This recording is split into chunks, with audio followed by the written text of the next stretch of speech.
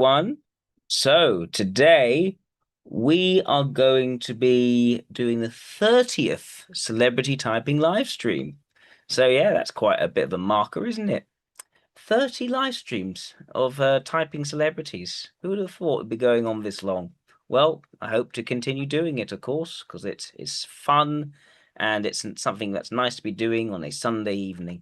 So yeah, thank you everyone for your support so far. It's greatly appreciated.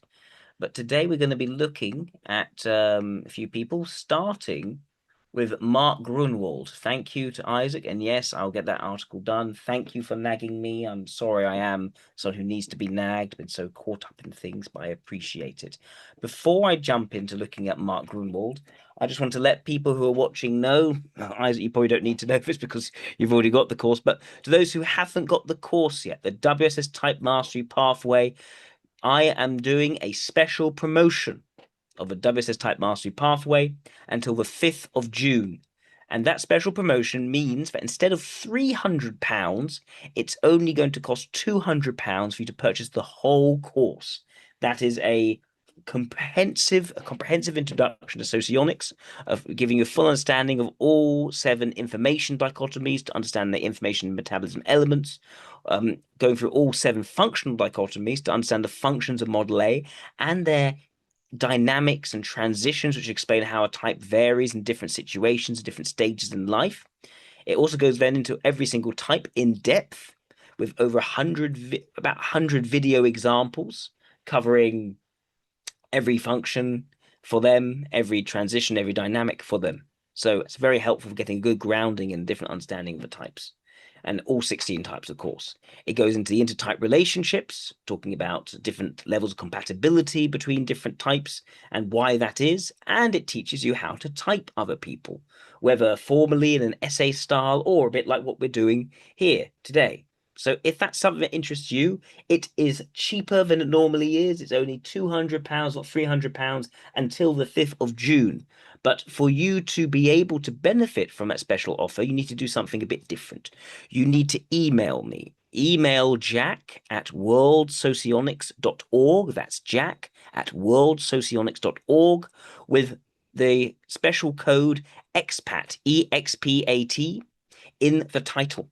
So that's what we're going to do. You've got to email me, jack@worldsocionics.org, with expat, EXPAT, in the title, and I will then give you a special link to purchase the WSS Type Mastery Pathway on this special promotionally reduced rate. So thank you very much. I'm now going to move on to looking at Mark Grunwald. So I'm going to share my screen now so that we can do that. Okay, so let's look at Mark Grunwald. Who was he? Aha! Surprise, surprise. It is another comic book writer, editor, and occasional penciler. He's known for his long association with, of course, Marvel Comics. Fantastic. That's what we say about Mark Grunwald. Now maybe I'll use Grokpedia first. Although actually Wikipedia wasn't as good last time. I actually thought Wikipedia was better last time I looked at it. But let's give Grokpedia another chance. Mark Grunwald. Come on. Let's look at Mark Grunwald.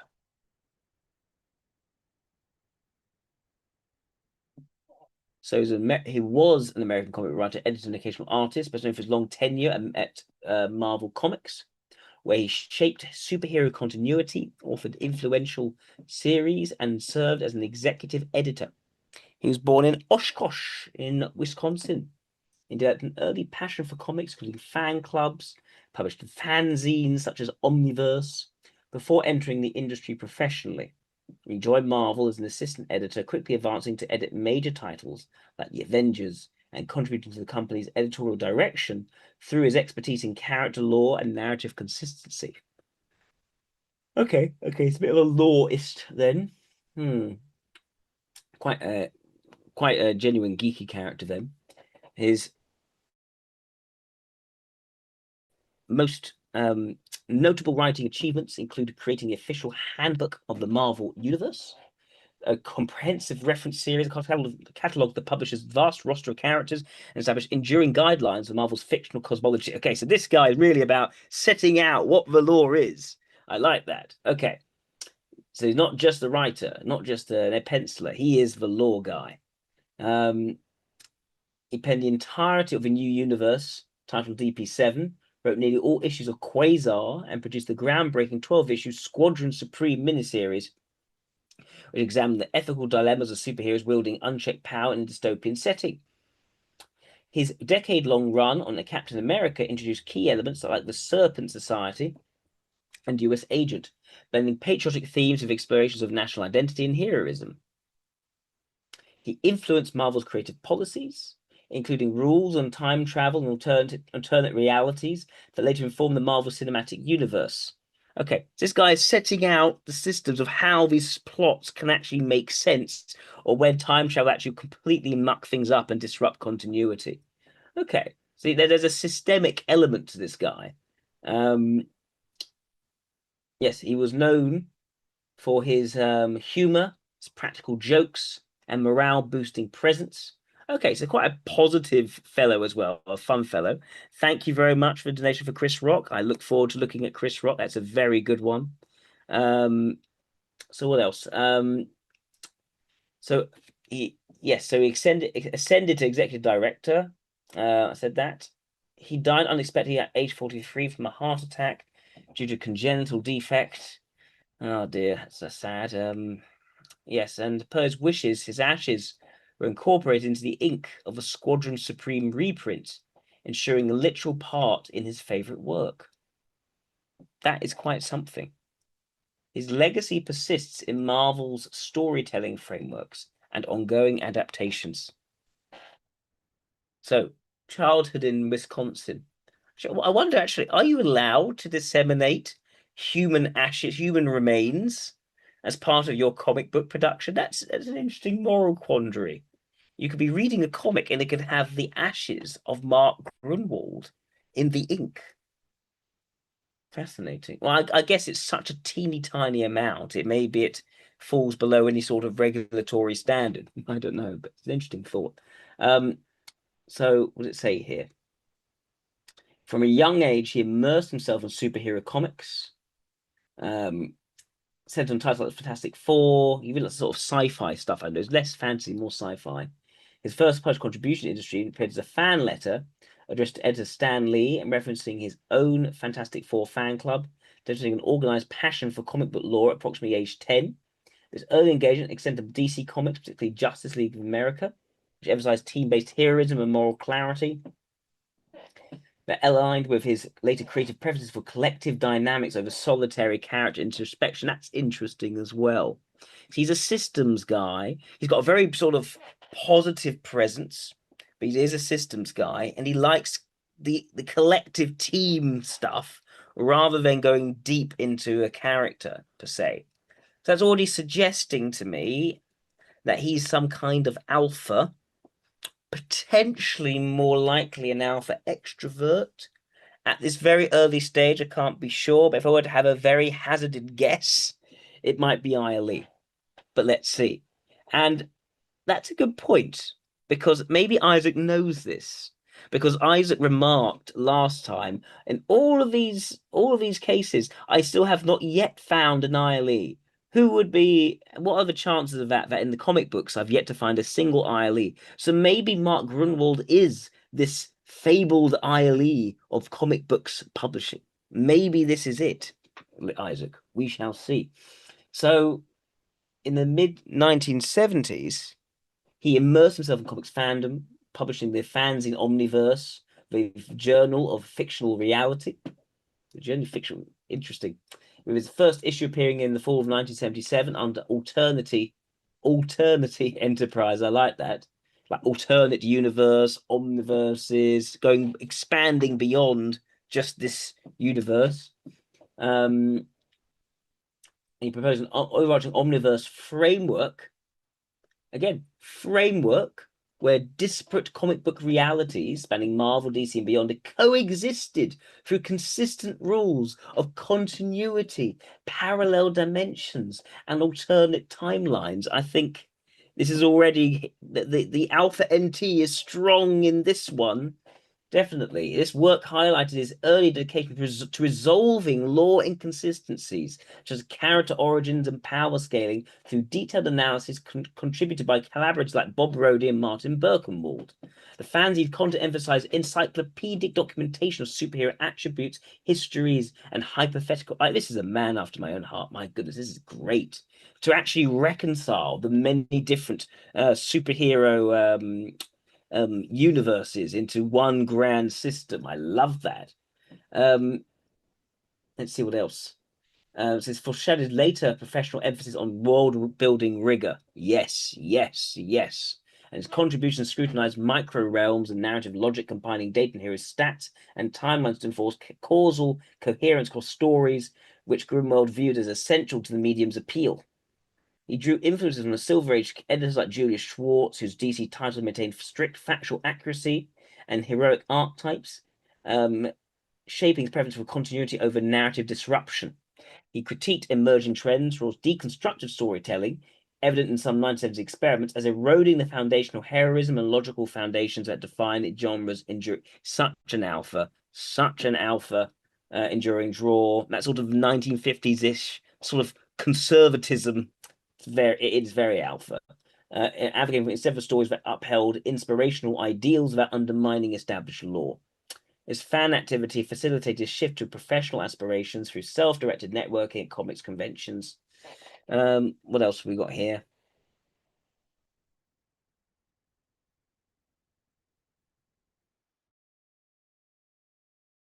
He co-wrote the Hawkeye Limited series. What else? He scripted 137 consecutive issues of Captain America, surpassing any prior writer's tenure on the title and reinvigorating Steve Rogers through arcs that anchored his heroism in empirical American ideals. In empirical America, that's an interesting word, of liberty and self-determination. Key narratives such as confrontation with flag smashers, anti-sovereignty terrorism, and serpent society's organized villainy emphasize causal chains linking individual agency to national defense, while Roger's repeated clashes with bureaucratic overreach, committing identity crises, and shield relinquishments underlined anti-authoritarian resolutions favoring principled autonomy over collectivist mandates. He launched and penned the Quasar ongoing series, has 60 issues featuring Wendell Vaughn as a protector of a universe whose quantum bands enabled an energy manipulation rooted in pseudoscientific quantum mechanics to address interstellar incursions. These would propel Vaughn's development from corporate security operative to cosmic guardian via direct engagement with entities like the Annihilators, showing heroism as an optimistic response to existential threats, where technological causality and moral clarity drove victories, distinct from relativistic ambiguity in peer titles.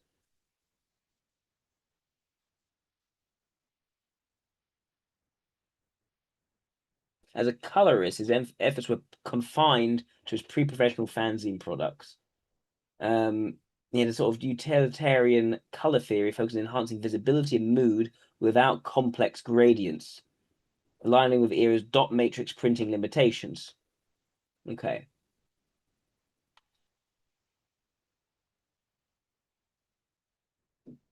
He cultivated an editorial environment emphasizing law preservation, subsequent creative through hands-on guides and example. For instance, foundational work on concept Squadron Supreme, informed later integration by writers. His tenure countered industry shift towards fragmented edge, emphasizing plots by insisting on causal linkages to establish histories, thereby safeguarding long-term reader investment amid competitive pressures.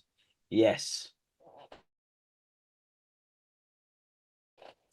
Not an opportunist, this one. Um, Squadron Supreme, a 12-issue maxi series. What is a maxi series? It centers on a team of superheroes who seize governmental control in the United States after defeating the Overmind, an alien entity that had mind controlled much of humanity. The squadron, led by Hyperion, launches the utopian project to eliminate societal ills such as crime, hunger, conflict through radical interventions, including a behavior modification device that forcibly reprograms a criminal's mind to prevent recidivism, legalize euthanasia for incurably ill, and then dismantle the national militaries to enforce global peace. Goodness gracious. These measures justify the squadron as necessary for human flourishing, compel teammates to confront the causal chain from benevolent intent to coercive overreach. I see.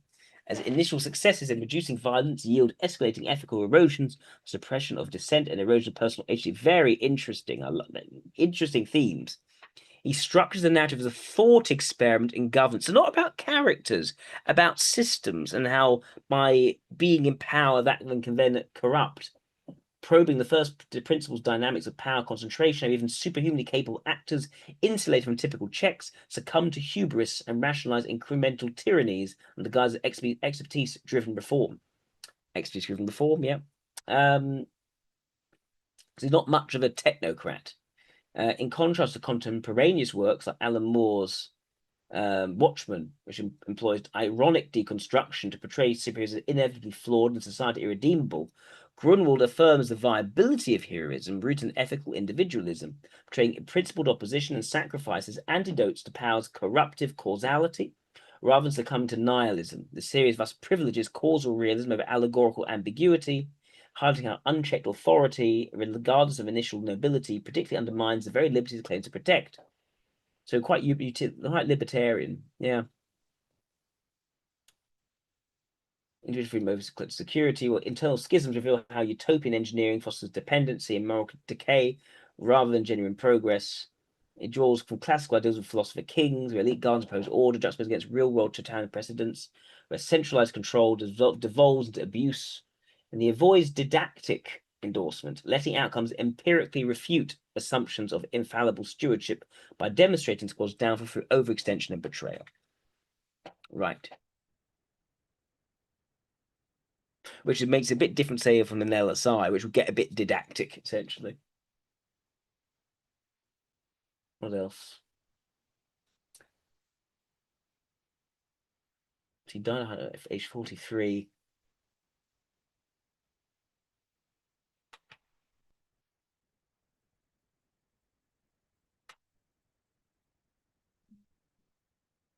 What do you mean by empiric? It's all empirically at the moment.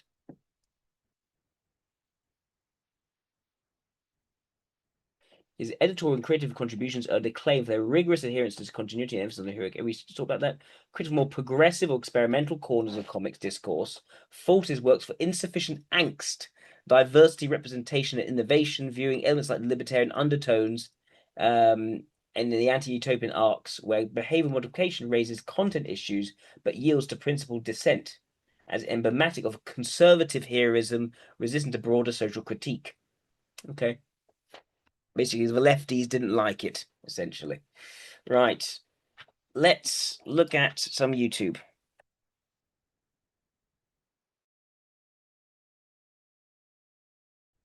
And let's hope my stream is not dismantled by the powers that be.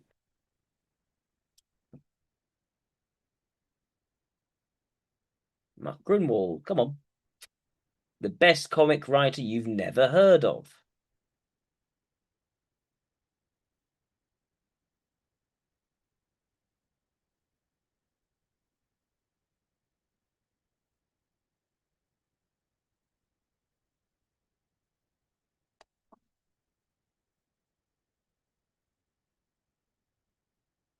Okay.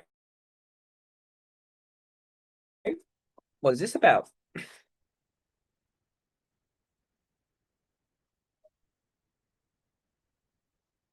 Okay. I think we can confirm Iley for this one. Iley, that's dumb. We've decided Iley. But before we get started, make sure to leave a like and subscribe for more comic-related material and content just like this. Mark Grunwald was someone who resoundingly got comics. He started reading around the age of 6 and remained so until he entered junior high around 12 to 13. It was then that his mother suggested he show his maturity before entering junior high by getting rid of his collection, which he did. He sold around 300 comic books that he had been collecting since late 50s, early 60s. Wow. For a whopping 2 comics for 5 cents. God, imagine if I could. I go back and buy those comics. Jeepers. 13-year-old Mark Grunwald. But 1 year later, was back in the habit and continued What a reading. terrible thing to do to your child. Force them to sell what could make them so much money. No, They it's just kind of waited longer. well, if you want to Jeepers.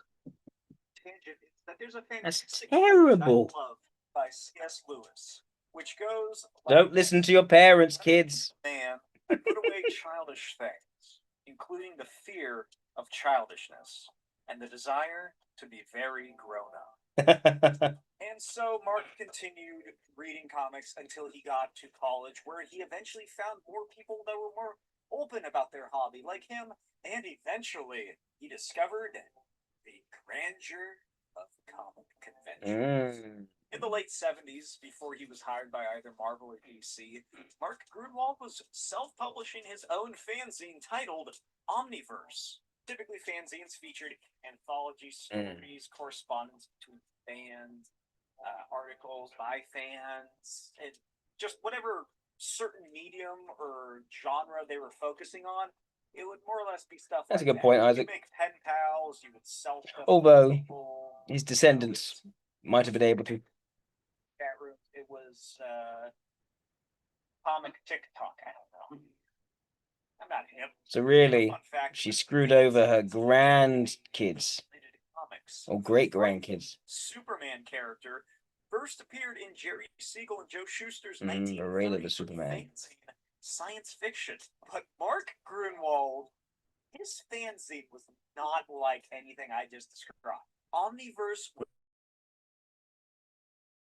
was dedicated to continuity and consistency between the 2D realities in which are held between 15 to 20 thin sheets of paper called comic books. He would later continue this in spirit when he was appointed as editor of the official handbook of the Marvel Universe. Welcome to Omniverse. The publication in your hands is like no other. It is the first magazine ever to be devoted solely to the exploration of fictional reality and its many depictions in contemporary literature. I like this guy so much. Used in my treatise on reality in comic literature to refer to the continuum of all universes, the space-time matrix that comprises all alternate realms of reality. Omniverse will examine comic books not as an art form, nor as a literature.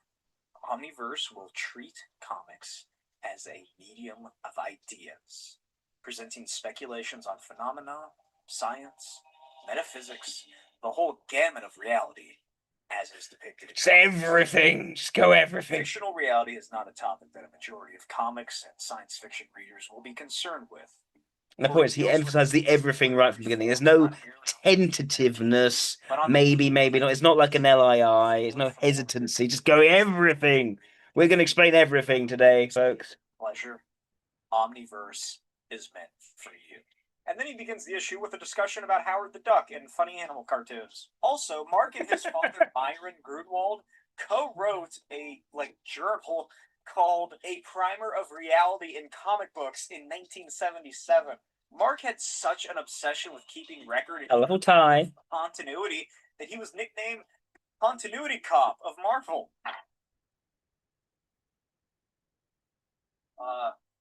Something. I'm the caboose on this train of speakers, so I'll keep it short and cover just what they left out. No, actually, I'm going to talk about the Marvel Universe. This is what makes Marvel different from all the other companies that are doing comics or trying to do comics or whatever. The Marvel Universe, what it is the coolest sandbox ever invented. It's a sandbox. It's something that Stan created. He's the architect, and he lets all the rest of us play in it. Some people have calculated that there are more stories set in the Marvel Universe, in this common backdrop, than in any other fictional reality ever devised by any human being. I think that there are, at last count, between 5,000 and 7,500 different stories set in this same place. So what do? I was called the continuity cop. Well, I keep track of things. That's why I do this book called The Official Handbook of the Marvel Universe. It's like our encyclopedia. It's our way of keeping track of things. I'm the guy who Well, if Stan is the architect of this sandbox, Tom DeFalco, the editor-in-chief who spoke earlier, he's like the supervisor, and I'm the custodian. I got to sweep up all the messes and tell, oh, you can't put your sand there, things like that. I'm the custodian. What exactly I do is I keep track of what names are in use so that we don't get 13 destroyers. Right now we only have 5. We really only wanted 1. What is real and what is not? Can we change what? So you need a huge amount of factual knowledge to do this, and then it's about consistency between where factual knowledge is placed. There's a TE and a TI here. As I said, over 100 different writers. Try as they might, they're not telepathic. No one has necessarily read everything like I have. And so they don't know what has gone before. So if they don't know it, they're possibly doomed to negate it in some way, or at least not pay any attention to it. And our system of checks and balances is that I try to read most of the material as it goes out as the final continuity check. We have the word continuity means something different than you do in film. It's just a sense of continuing, a sense that the universe is continuing to unfold in the same direction, and it's not taking these weird non-continuous paths. I like to think of it as consistency more than continuity. Exactly, consistency. What are some of the features of the Marvel Universe, you may be asking yourself, especially if you haven't read? I asked myself that too, and that's why I have all these notes. I can't remember. Well, first, they share a lot of features that are the same as our real world, or at least what our consensus real world might be if we had a consensus. For example, it's the same year in the Marvel Universe as it is this year. This is not set in the past, not set in the future. It's now. It has the same cities, states, and countries in common with the cities, states, and countries that we have in our real world. Not the case before Marvel came along. Before, they would have fictional cities like Gotham City and Metropolis and wherever. All of our, or most of our places are the same as in the real world. Except for we are trying to except for Fantastic Four, where Doctor Doom has his own country. Balance between not letting just the sheer number and amount of these things burden the reality in such a way that it's not believable. Because we believe that we have the most credible, the most character-wise believable fictional universe that has ever been devised. It's not only the biggest, but it's the most believable. So let me tell you, it's a full-time job trying to keep these things in line and not letting them affect consumer technology, not letting them affect religion, not letting them affect everything. The way we do it, no, that's right. People got to listen to this because it's him. Every time people see something amazing, they're surprised. That's all it is. It's we let the people think that everything they see that's way out of the ordinary is anomalous, is wonderful. So it's like, even in New York, and let me tell you, New Yorkers are pretty jaded. Even in New York, every single time Spider-Man swings by, they're amazed. They never saw anything like that. I did not know a man could do that, they say. And that's how we keep the level of relatability into our universe, which, as I said, is a big universe, possibly the biggest universe ever invented by man. And that's why we try to keep. So you understand consistency. You also understand the practical outcomes of why you need that consistency. They really are, and not letting them permeate the universe in such a way that has a positive, fun, not too serious style as well that brings people on board. And, a closet full of unstable molecule clothing. You tell I do, but most people don't. It hasn't come down to consumer technology. I would say that and is open about he's not the most well put together in terms of fantastic yet fashion stuff. Elements is probably the reason why Marvel Comics has become and will remain for the foreseeable future until we mess it up big time, the top selling comic book company in the Western world. Walt Simonson, in his Fantastic Four run, made every member of the Time Variance Authority resemble Mark Grunwald, who Owen Wilson also fairly resembles as Mobius in the show. Mark Grunwald was hired by Marvel Comics in 1978. Hilarious. Until his death 18 years later in 1996. He was initially hired as an assistant editor, and in 1982, he was promoted to editor, where he took the reins of The Avengers, Captain America, Iron Man, Thor, Spider-Woman, and the What If series. But that's not all he did. He was also a fill-in penciler of just various issues whenever they would need it, but he specifically wrote and penciled all 4 issues of the 1983 Hawkeye miniseries. But aside from being a fantastic editor and mentor to future creators of the comic industry, Mark Gruenwald is perhaps most well known as a writer, specifically of the Captain America series. I had been doing symbolic characters, villains that don't just rob banks, but have some symbolic nature to their actions. Flag Smasher represents anarchy. Also, again, the characters are thematic. They represent certain ideals. That ilk, and I realized that because Captain America was the good guy, it seemed to be saying that patriotism had to be because patriotism I was going to see was this, Captain America, and he was the good guy. So I wanted to show the dark side of patriotism. So I made the character Super Patriot to show that, and he eventually became Captain America because he's the Rambo version of Cap, also the more commercialized. He's the American dream as most people think of it, which is come to America, make a lot of money, and at the expense of others, and do whatever it takes to get ahead. Because anti-gamma views. That's their idea of the American dream, making money, and that's not Steve Rogers' idea. He believes it's it's anti-gamma land of opportunity where you can be whatever you try to be. So he's the ultimate self-made man. He doesn't. If what you want to be is a big money maker, all right, that's one thing. But that to me is the dark side of the American dream and patriotism. Doesn't like the LIE way of doing things. As the longest writer on the series, with 10 years on the title and 137 issues written. If Jack Kirby and Joe Simon were Captain America's parents, Mark Gruenwald would be Captain America's cool uncle. No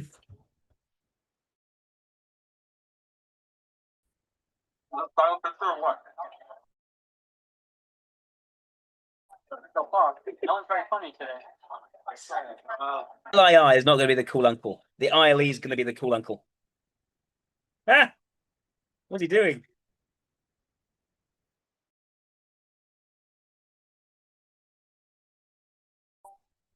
guys are going to want to use a suddenly cut, then they will sit if they can. But for some reason, there is one less chair. There are people. That means somebody here is a loser. Somebody has a big L written on their forehead already. One of somebody's a loser. And we want to see who it'll be. Right? Walk in a circle. Counterclockwise, like your brain.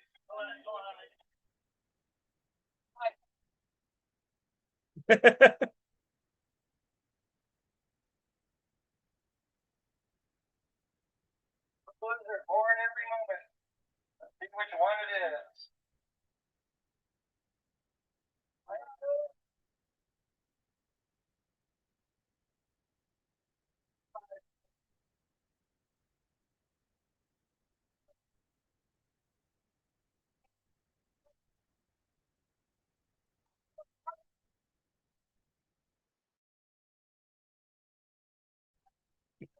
Yeah, you see all the FE stuff. This is all the ESC-ish activities.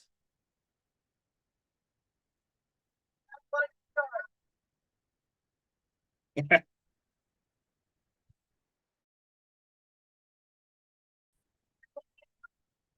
looks fun at Marvel. It looks very fun.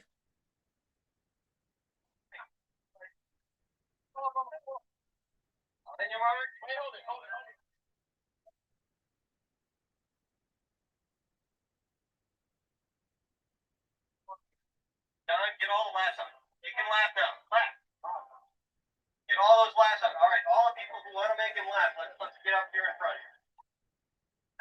More like a line dance. I will put it right here in the middle. It will pass all the way from knee to knee to the outside, and then come back. Come back. Right here. It's gotta come back. Oh dear. Marvel really lost a good one here. Okay, ready? How about that last birthday party, Glenn? Rob? Oh. Just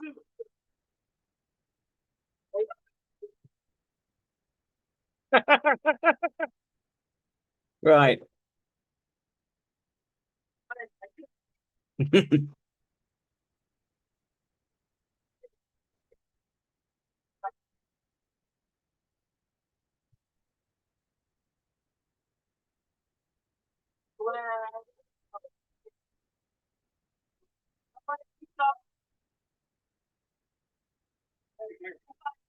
Tell me a joke.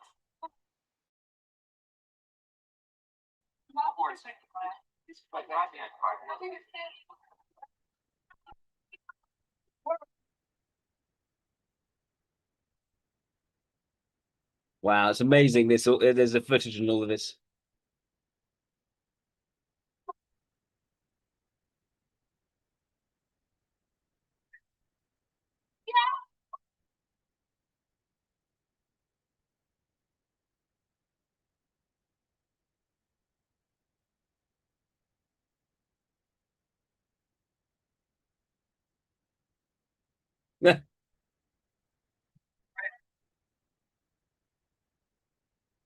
Okay, after this video, I'll stop. We'll move on to Chris Rock, but I think Lee is very, very clear. Like a bell. Dong, dong.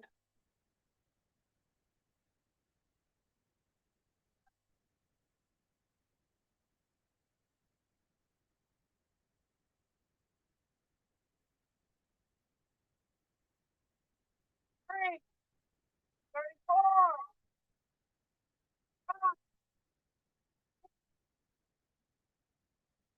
One,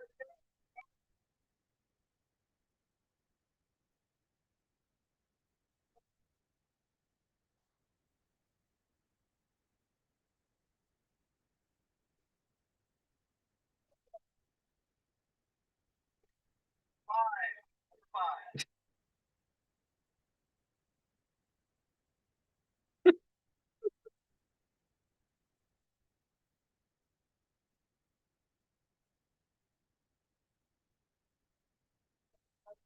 500 people saying the same thing. I can't deal with it. Characters created by Mark during his time on Captain America include John Walker, aka U.S. Agent, Battlestar, Crossbones, and Flag Smasher. Any of those sound familiar? Mark Grunwald continued his creative journey into comics throughout the 1980s and well into the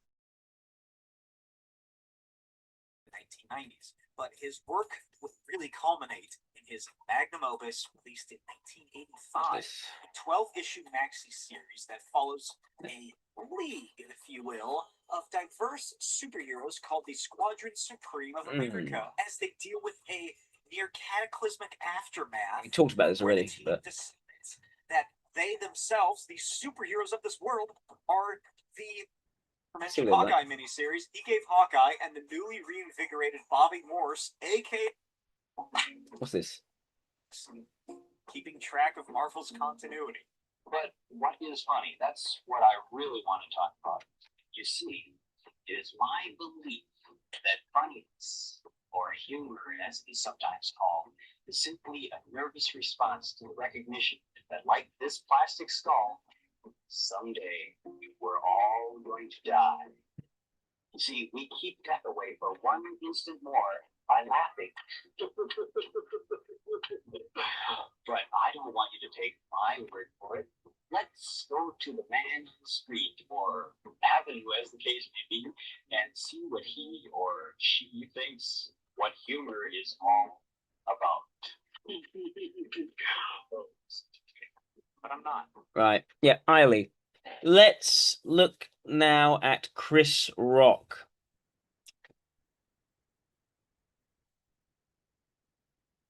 And before I go to Chris Rock, again, if anyone who's watching who hadn't heard me about my special offer beforehand, I'll say it again. I have a special offer out at the moment. If you want to learn socionics and type people the way that I can type people, then the best way of doing that is to get the WSS Type Mastery Pathway. Now, people have said, well, the Type Mastery Pathway is too expensive. Okay, so now I have a special offer. instead of it costing £300, the Type Mastery Pathway from now until the 5th of June is going to cost only £200. So if you want to get the Type Mastery Pathway at this reduced rate, it has all the content, no content's been taken out, goes through the information elements, goes through the functions, goes through all 16 types in depth with over 100 video examples. It goes through all the dichotomies, make all that up, and extra stuff such as the intra-type dynamics and transitions, which I have created to better explain how types vary from situation to situation. It goes into the intertype relationships, and it teaches you how to type people, which is the key point. If you want to be able to have access to that knowledge for only £200, it's reduced rate, all you have to do is to email me at jack@worldsocionics.org with the word expat, EXPAT, in the title, and I will send you a link to purchase the WSS Type Mastery Pathway at this reduced rate. Okay, now got that out of the way, let's move on to Chris Rock.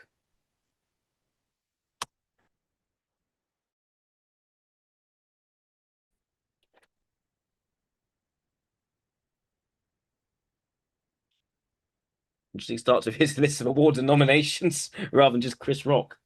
Okay. Hang on, which is there actually? Chris Rock. Julius Rock, born in 1965, is an American stand-up comedian, actor, screenwriter, producer, and director known for his incisive observational humor addressing race relations, politics, and interpersonal dynamics. Thank you very much, Claudia. I will happily type Twiggy.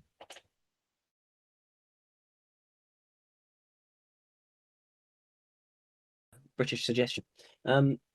Is breakthrough specials such as Bring the Pain, which earned him an Emmy Award and established a reputation for tackling uncomfortable truths about American society with unfiltered candor. He received 4 Primetime Emmy Awards, 3 Grammy Awards, and widespread acclaim as one of the top stand-up performers, ranking 5th on Comedy Central's list of 100 greatest stand-ups. Let me see. Born 19...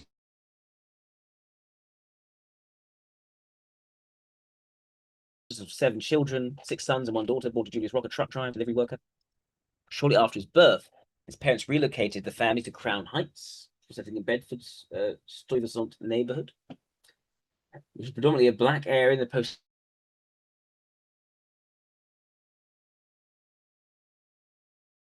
rate to poverty and crime, contributing to a challenging urban upbringing of his siblings. He endured significant bullying, I'm not surprised, initially in local schools and later through court-mandated busing to predominantly white neighborhoods in Brooklyn for racial integration. He was targeted by peers for his small stature and race, facing physical confrontations, escalated to the point where, as a teenager, he once drew a gun in self-defense against a group of aggressors. These experiences exposed him early to interpersonal violence and racial dynamics. He had physical assaults from peers, which contributed to disinterest in formal education. His parents ultimately withdrew from school for 10th grade, leading to drop out entirely at age 17 in 1982. Later obtained a general education development certificate to achieve high school equivalency, bypassing traditional academic paths. Lacking institutional training, pursued self-education in comedy by immersing himself in stand-up recordings, drawing inspiration from predecessors like Richard Pryor and Eddie Murphy, whose raw observational styles shaped his approach to humor without reliance on comedy schools or mentors. To support himself, took entry-level jobs such as busboy, Red Lobster, and hospital orderly, expected to instill a work ethic centered on persistence amid rejection rather than external validation. His initial exposure to professional comedy came at age 19, which performing amateur stand-up sets at New York City venues. The early gigs involved trial and error, refinement material in front of live audiences, honing his delivery through repeated exposure to club environment rather than structured workshops, which align with his emphasis on individual grit over victim narratives in later routines. That's the key thing. He was never playing the victim. He's always quite much about personal qualities.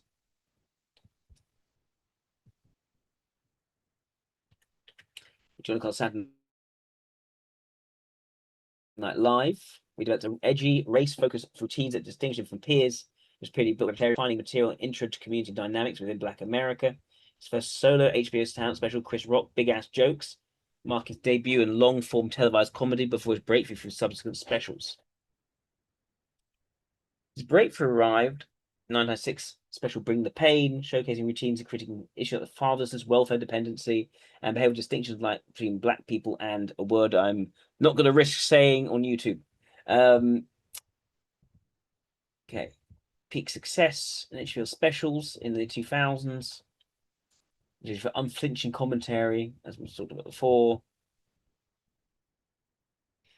He delivered a monologue lampooning Hollywood's scarcity of black nominees, only 4 that year, and mocked performative diversity efforts to make Oscar hopefuls to fast food options while questioning industry's priorities, which drew polarized responses, with some praising its edge and others decrying jabs at stars like Jude Law as overly abrasive, yet underscores willingness to challenge elite self-congratulation. His evolution in 2010s, he shifted towards more introspective stand-up material, moving beyond broad social critiques to examine personal shortcomings and evolving cultural expectations for comedians. He launched a Total Blackout Tour, his first extensive world tour, which sold out venues and allowed him to refine routines, emphasizing immutable aspects of human behavior over therapeutic fixes. During performances, highlighted how therapy and self-improvement efforts often fail against innate flaws. Drove his own life experience, including divorce and family dynamics. He blended political observations in Tambourine with raw admissions of infidelity, pornography addiction, and inadequate parenting. He detailed cheating on his wife for nearly 2 decades, with 3 women during tours, and undergoing family therapy post-divorce, finalized in 2016, framing his failures of personal accountability rather than external excuses. The special marked a departure from triumphant narratives, prioritizing self-critique and limits of introspection in altering core human impulses. Very, very candid. Since I've been very candid in terms of the structure and the systems around him, they made that more personal admission, which is very interesting. Recent tours. He addressed the Oscars incident where actor Will Smith slapped him on stage from a joke about his wife. Topics include perceived cultural hypocrisies in responses to violence, transgender participation in sports, disparity in the relational dynamics of men and women. Green noted special focus on these themes as a pointed rebuttal to progressive orthodoxies, where some reviews describe portions critiquing gender imbalances and unequal standards as infidelity expectations carrying a resentful edge. Maybe. What else?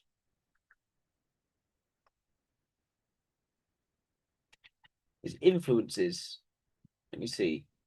Richard Pryor Murphy adopting rapid pacing and physical expressiveness on stage. The raw personal delivery and an energetic mimicry shaped his approach to blending verbal rhythm, body movement to heighten comedic impact. He had to do for rigorous testing in small, unpretentious venues like open mics and clubs, starting at age 19. It's supposed to emphasize call and response interaction during live sets to refine timing. He's good at improvising in the moment to adapt his approach to people. And he evolved from a more aggressive, shout-driven style of the 90s to a conversational tone in the 2010s, and to film formats like Netflix, but for broader international accessibility. Core themes, intraracial violence, and familial neglect. Thank you very much, Darwin. I will take a look at Patrick McKenna. Thank you. 2 comedians in one evening. Fantastic. What else? Let's see. This is a civil war inside the black community where dysfunctional elements sabotage collective advancement. So that black people resent these behaviors more intensely than white racism due to their direct toll. You mean he really is happy to go against popular narratives? He's not afraid to be unpopular. Impeding self-improvement, such as anti-intellectualism, lax parenting norms, derides his resistance to education, to labeling acting white, and celebrates basic paternal duties, like child support as markers of maturity, contrasting with absenteeism that perpetuates cycles of poverty and lawlessness. Yep. It's urging internal reform to harness agency of tangible gains, evidenced by correlations and longitudinal research showing father-present households reducing youth and criminal involvement up to 50%. So quite data-driven as well. So you shift into internal, to introspective vulnerability, admission of personal shortcomings, human fallibility, confessed infidelity in his 20-year marriage, performed with various roles as a husband. He detailed the ensuing divorce and custody battles. Trains him not as a redeemed figure, but as a flawed individual grappling with the causal consequences of his actions, such as prioritizing career and family responsibilities. Critiques of identity politics and victim narratives.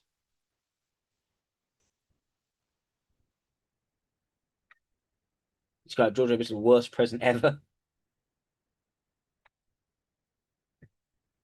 And they think highlights policy failures at Iraq War, Hurricane Katrina response, which argued disproportionately harm black communities through inadequate federal aid and mismanagement. He's very happy to be critical of people, both himself and others. He's critical of everyone. Not to backlash over his jokes. Not surprised. Some black community labeled him as promoting self-hatred by airing internal flaws publicly.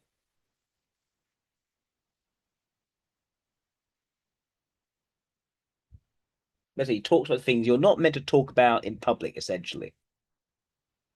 That's what makes him a really good comedian.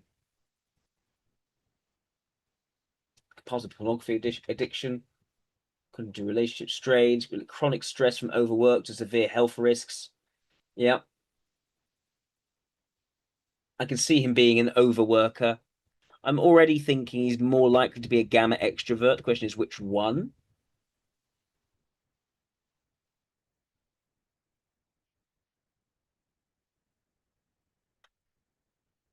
He's affirms a secular preference for empirical realism over dogma. He values underlying moral frameworks from religious traditions, such as accountability, ethical conduct, but rejects rigid adherence. There we go. Makes sense. Often highlighting religion's role in excusing human failings. Got a low-key personal routine. He owns a sprawling mansion, purchased long-term investment. Net worth stands approximately 60 million. For strategic earnings of comedy tours, film production endorsements.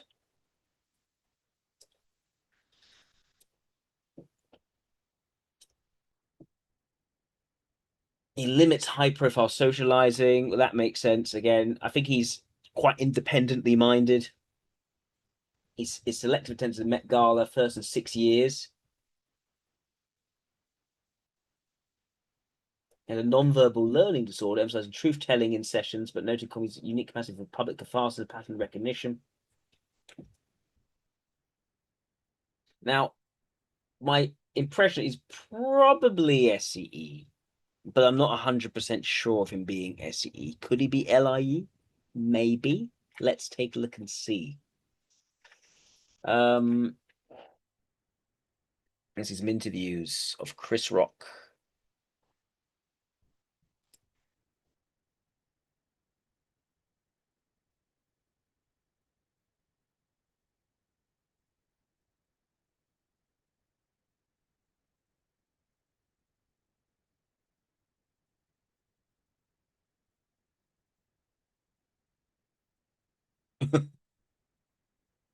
That one I'll get in trouble for doing.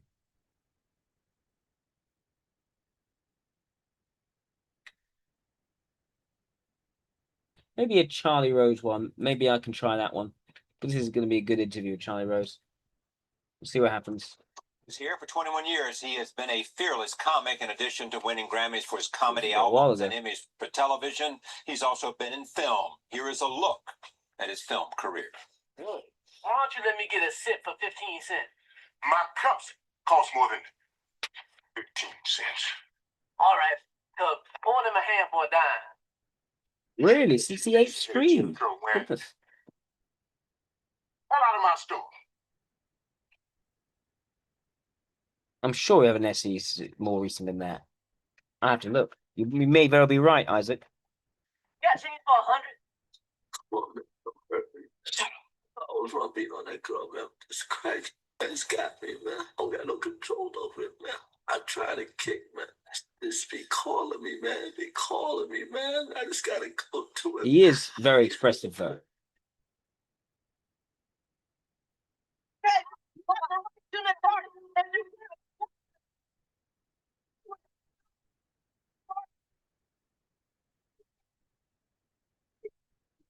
only want to hear the good life eternal, place in God's heaven. But as soon as you hear that you're getting this good from a black Jesus, you're freaked. And that, my friends, is called hypocrisy. A black man can steal your stereo, but he can't be your savior. I need to get my head examined.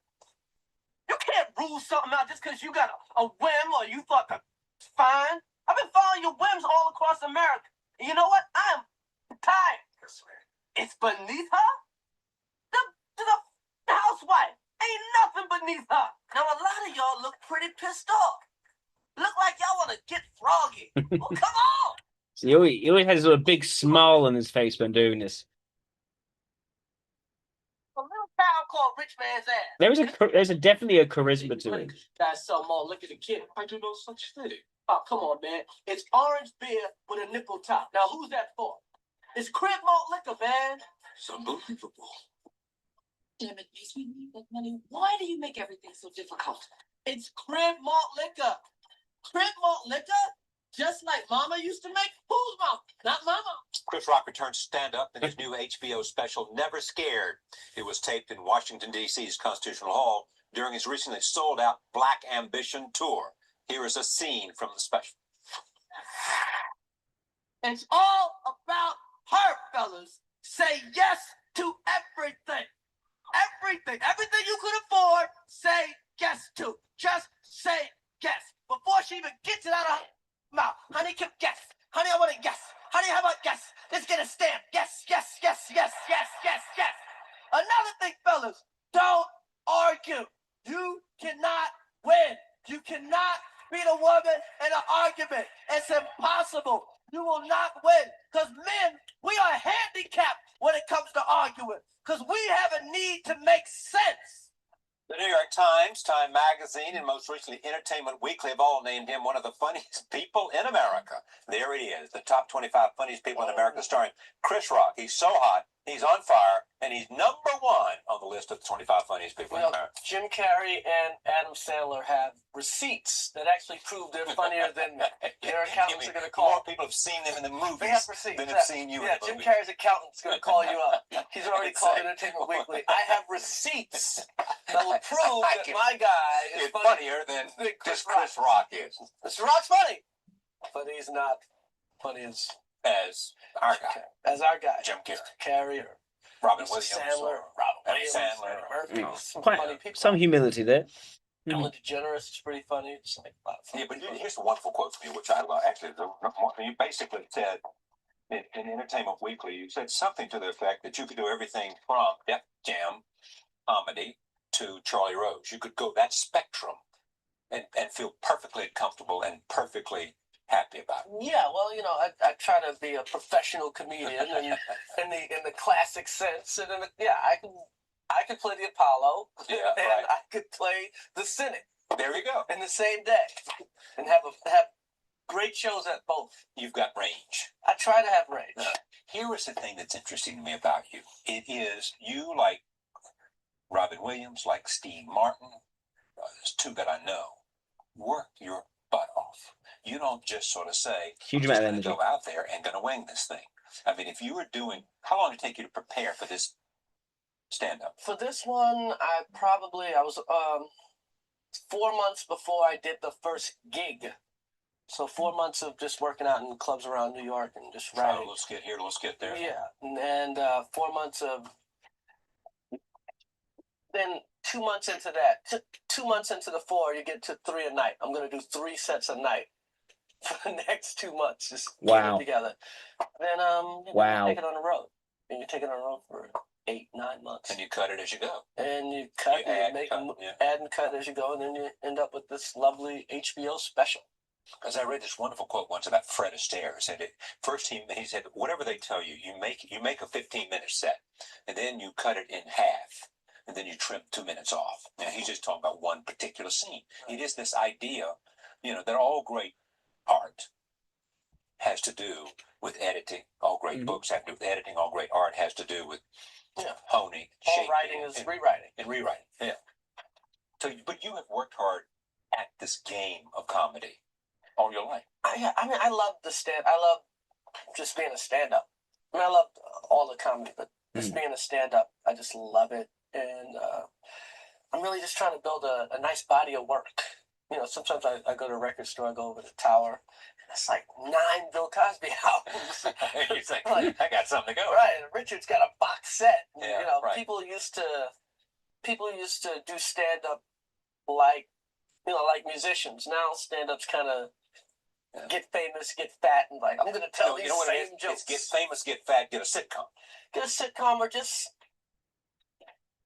or use the art of stand up to get a sitcom or to get a movie, but never. He embrace doesn't the art of like stand-up the as comfortable position. He wants to keep working, thing that to keep they aiming, create. building up more. You know, He's If I built were up to someone inside to your do head, more. What is Chris Rock? You would say, in terms of what you do, you would say I'm a stand-up comedian. I'm a You wouldn't say I'm an stand-up- actor. You wouldn't say you'd say I'm a stand-up I'm a comedian. stand-up that acts. I'm a stand-up that writes. I'm a stand-up that. But the core skill, The core skill is you know, me, Mike, audience.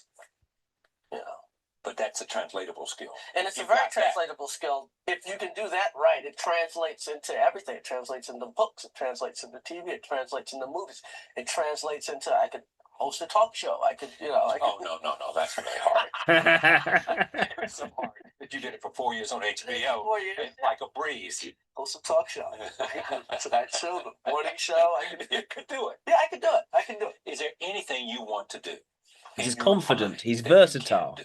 What do I want to do that I can't do? I don't know yet. I don't know. I want to. There isn't much self-doubt here. Film company of some sort.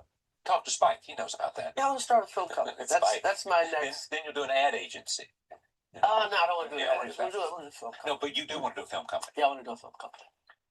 Yeah, I want to do because you know, I mean, there are exceptions to rules, but right now, you know, black movies kind of suck for the most part. Now, why is that?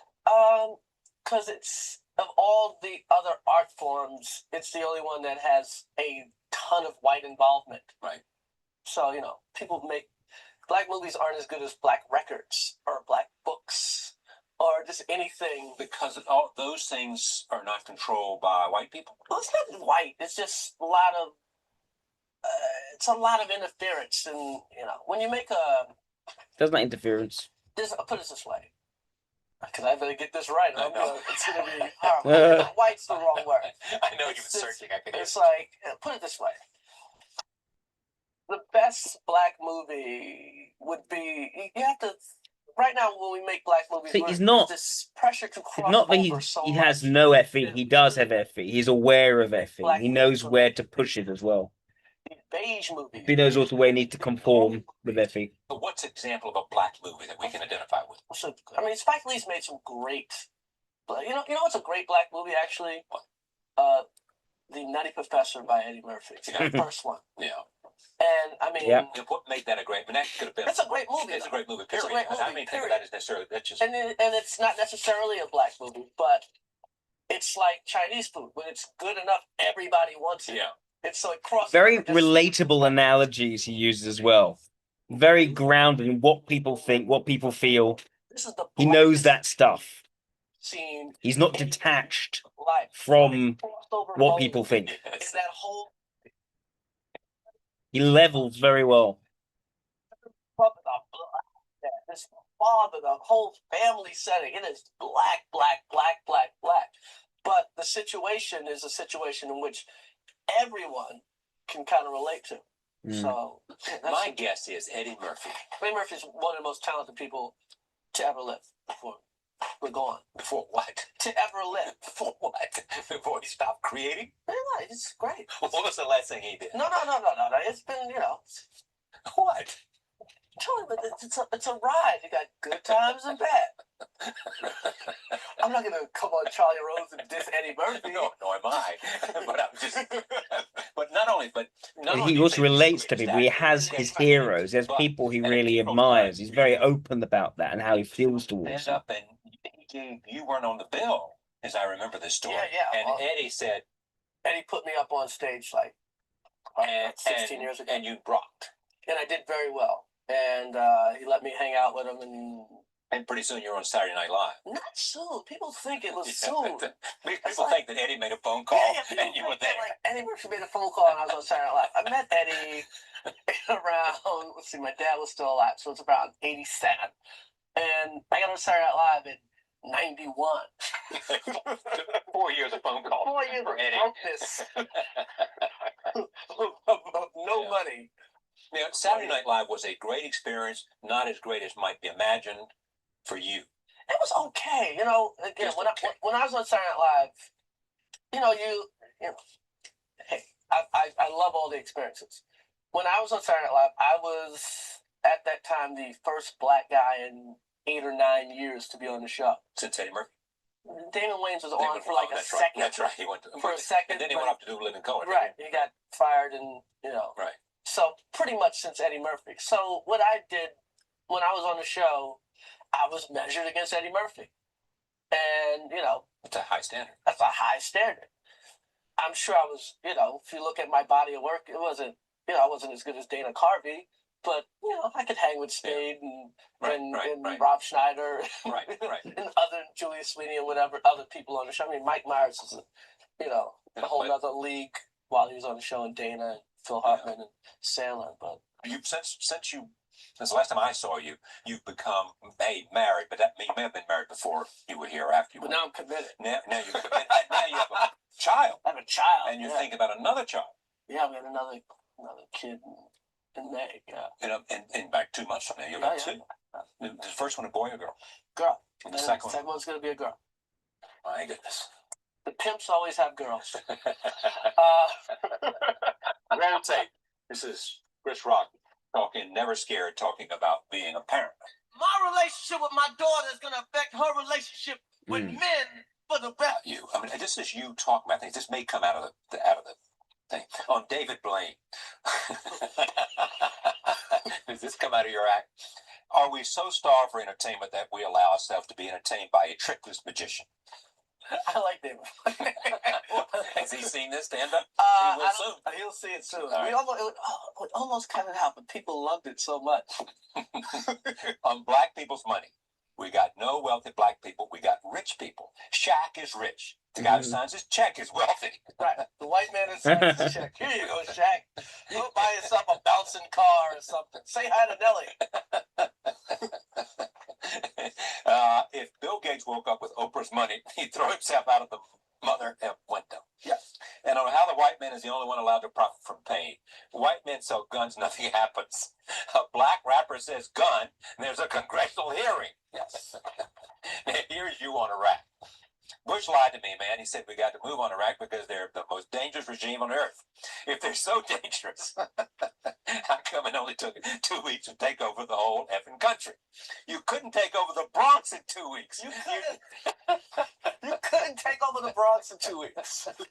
So they were not so tough after all, were they? No, they weren't that tough. Yeah. And they didn't have any of those big bombs either. No, it appears there's no bombs over there. There's not even wiffle ball bats over there. They don't even have mouse traps. Ooh, my toe. Well, Nothing. It's getting bad over It's there. getting bad. It is. Politics. How much is what you're doing in stand-up about politics now? Or how much is it simply about parenting? I mean, you sound a little bit, when you talk about parenting, like Bill Cosby. I'm talking Are you about moving parenting. away from Richard Pryor towards Bill Cosby? No, I'm moving towards Eminem. That's parents. That's what I'm moving towards. You know, people forget the Eminem albums about parenting a lot too. Yes, So they I'm are. there. Don't worry, the edge is not going away. You're not going to lose the edge. I'm not going to You're lose not the going edge. soft on us. No, He doesn't like soft. He likes edge. Uh-huh. It's weird. It makes me meaner and harder. Why is that? I'm softer to my kid. My kid relaxes me, but Yeah. it makes your view in the world really hard. Like, Now, here is the other thing about you now. This is just flattery. Rock, this is from Judy McGrath, president of MTV, a friend of this show. Rock says everything you want to say, but you're not quite sharp or smart enough to think of yourself. Once you hear him say it, you say, exactly. oh, thank you, Thank Julie. you, Judy. They're very nice of you to say that. Hired me, let me host the MTV Awards. She did let you do that, didn't she? Good people over there. Yeah. back to this movie career. You know, do you, It's like the Chris Rock movie career thing. yeah, exactly. This is Chris and helping Chris get to his movie career so he can make his own movies. How much of it is? I mean, here you are. My movies have done okay. I know that. I just haven't, Haven't what? haven't had the big, that pow. But I've, the average. How much of it is it because they cast? How much of it has to do with some variation of race? I'm not saying racism, but some variation of race. Now what? Well, you tell me, because you don't get a certain role because there's some what? It's Is that not. any? It's not any role. I mean, sometimes it comes down to that, but I mean, it's all business. And if someone thought they could make as much money with me, They would back you in a nanosecond. And I wouldn't say a nanosecond, but 2 nanoseconds. 2 nanoseconds. Yeah. So it does boil down to money in most instances. Not all instances. So what's enough? I mean, I've heard, and they're not here to. I've heard instances where Denzel couldn't get things, or even Will Smith. So. If Denzel and Will Smith can't. Yeah, I've heard, I've heard some stories. But Denzel is down the road. He's playing Manchurian Candidate, I think. Denzel's the best. Huh? Denzel's the I best. know he is. Best. By far. In the And world. there are probably some roles he and can't there's get some because things he can't get because of, skin color or whatever. Or bank. It's interesting how he says very different. That person is the best. Put it this way. Here's what I always look at things. He does see things competitively. And People are best. Your job's always in jeopardy. Yep. So. Yep. It's always in jeopardy. That person's the best. They're the top of that field, and he has individual admiration for people who are very good at their craft. So am I. Jim Carrey. They did the right thing. Jim Carrey. If you were the head of that studio, if I was the head of that studio, I would have hired Jim. I would have hired Jim Carrey. So how do we get Chris Rock so that we would both say, if I was doing Bruce Almighty, I would have hired Chris Rock? Chris Rock's going to have to develop that. He's going to have to do it himself, more than likely. Does Chris Rock have a game plan for this? Oh, yeah. I'm just going to keep... What's the game plan? Well, the game plan is just to get better and better and better. There isn't much of a game. He isn't very strategic. Producing and to stay, and to do these specials and to just stay within the public eye. And, eventually the thing will come my way. Strategy is not his strong suit. And he wrote, with just keep doing. Is stand-up easier for you now? I mean, do you develop what? The stand-up timing, you develop timing. You develop your own style. You develop a point of view. Yeah, point of view is the key to stand-up. Jokes are jokes. What's the point of view? The point of view is just what you're going to decide to talk about. Or how you slice it. And how you slice it. And stand-up's hard. It's always going to be hard. The hard thing, I had lunch with Steve Martin a while back. Yeah. And when I talked to Eddie, it's always, everybody says the same thing. It's once you get successful, it's leaving your nice house to go to this smoky club. Mm-hmm. I'm in my house, have my wife cooks me some smothered chicken. I'm coming over to your house. Oh, it's great. Like a smothered chicken. I take my baby to bed and put her in her PJs. Yeah, exactly, Isaac. Exactly. And now I got to leave this house and drive to a smoky club. Yeah. And go in front of people that don't love me, that aren't laughing, and try to make them applaud. And try to make them applaud. It's the hardest thing to go from your house to the club. So you got to stay hungry, and you got to stay on edge, and you got to hone that point of view. And you have to hone that point of view. And just going in that club can be rough some nights. It's like it's like Arnold Schwarzenegger. Imagine if he had to go. And the thing. He is very good at handling rough situations. I saw that in the biography. You directed that? But also see, I'm going to show the Will Smith video as well as an example of how he handles tough situations. The longest yard. I'm doing with Adam Sandler. There's an MH former football team that challenged the prison guard. Yeah, so we're gonna do that. Is this the one that Burt Reynolds? This is the Burt Reynolds one, and Adam's playing the Burt Reynolds part. So we're gonna. And what part are you playing? I'm playing the part of caretaker. He's the guy that kind of gets killed early on. He's like he's Burt Reynolds. This sounds like a serious film, not a comic. Through jail. No, Sandler will figure it out. I mean, that's another thing I got to do. I have to surround myself with people that get me Hmm. more so. Like I love what Sandler gets you. Yeah, Sandler gets me. I love what Adam Sandler's done in movies because I mean, comedy's a very personal thing, and it's weird when you work with strangers. And Sandler's really surrounded himself with a great team of people. I love what Mike Myers has done. He's like really like it's a system. They basically have their own little studio.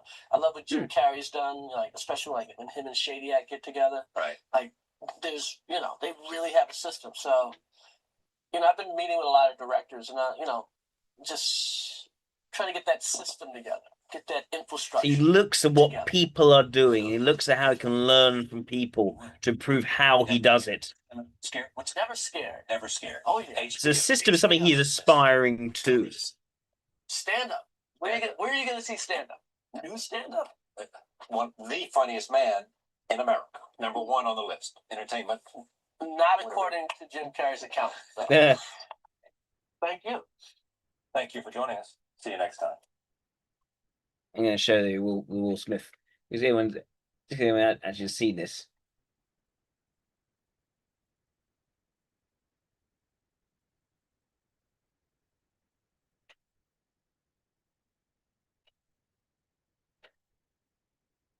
You know who got the hardest job tonight? Javier Bardem and his wife are both nominated. Now, if she loses, he can't win. He is praying that Will Smith wins. Like, please, Lord. Jada, I love you. G.I. Jane 2, can't wait to see it. All right?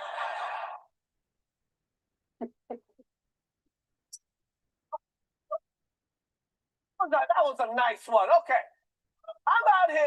Uh-oh. Richard. Oh dear. Oh dear.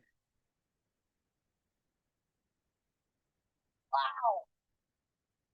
See, he just Smith just smacked the shit out of me. he just does not. Wow, dude. It was a G.I. Jane jump. See, he just doesn't even battle. He's just smacked in the face, and he doesn't. He just says, "I just got the F beaten out of me." That was greatest night in the history of television. Okay. He just goes with it. He just continues. He doesn't do. He handles that so well. And what was his response to that as well? But this is a guy who knows how to handle immediate situations without freezing and without overreacting. And if you hang on, I promise we'll be able to be friends again. I don't care. I thought I was gonna die. It was a weird. I always say, like, I have a life like Forrest Gump. Like, I'm always where the action is. We tried to hang out afterwards, but it's like, man. And I remember I was at his apartment, and he showed me his apartment, and I leave, and I see him out the window, and I was like, that's probably the last time I'm gonna see him. One of the highlights of my career, honestly. I mean, a lot of my career highlights happened on that stage, but then he got off stage and we talked and we hung out. He was going to NYU and I hung out at his dorm. I just love the guy. The guy's so funny. I'm supposed to hate him. So on one hand, yes, we are not getting along. On another hand, we party hard together, okay? I kind of want to do a movie with a bunch of black people in the south of France.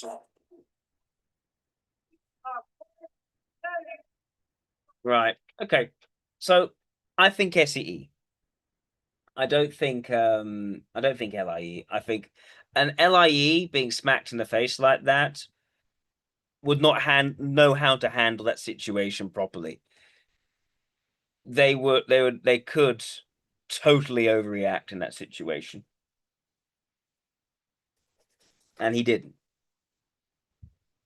He was able to assess the threat level very effectively.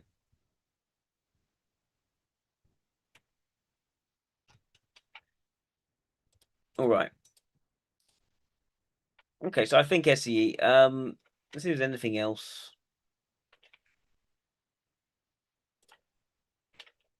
Let me see some of this sort of confessional stuff. What is that? What? Why? I don't want to see that. How do I get there? Okay.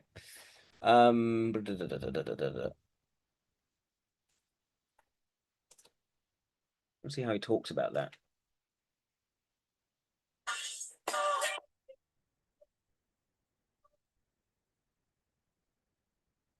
Right. Okay. So definitely he keeps it raw. There is sincerity there. There's candor. And there was a fearless candor to him. So yeah, combine it with a sort of very hard work ethic, lots and lots of prep, lots of going out to different bars and clubs, building his pieces, almost trial by error with people and reading their reactions, being a very relatable guy and handling very sort of tough situations without getting overreacting. Yeah, I think SEE. I think that makes a lot of sense. And as Eliza also not going to be boxing so much, quite versatile, very confident in himself, but also, this idea of saying that person, that guy, he's the greatest, and having those clear lines of admiration and how he feels for different people and respecting their competence. It fits very well again into gamma values, high extroverted ethics, high extroverted sensation, low introverted intuition. SE. All right. Let's look at someone else. Let's look at Twiggy. Thank you, Claudia. And let's see, we've got 9 concurrent viewers, got more people than before. So let me once again tell you about this amazing opportunity for special promotion, which will allow you to get the WSS Type Mastery Pathway. This is the course I created, where I threw everything I know about socionics into a single comprehensive course. You can get that now for a third of the price off from what it was before, which was already half price of what it was originally. So basically for it is a third what it was originally. It's now £200, but only until the 5th of June, where the offer will stop and it'll go back up to £300. So if you want to get the WSS My Type Mastery Pathway, if you want to learn all about the 7 dichotomies that make up the information elements and the 7 which make up the functions of Model A, if you want to understand all the types in depth with every single one of the 15 type dichotomies explained, as well as the intra-type dynamics and transitions that make up the type, with over 100 examples of each of these sorts of things, and then the intertype relationships, and then how to type people.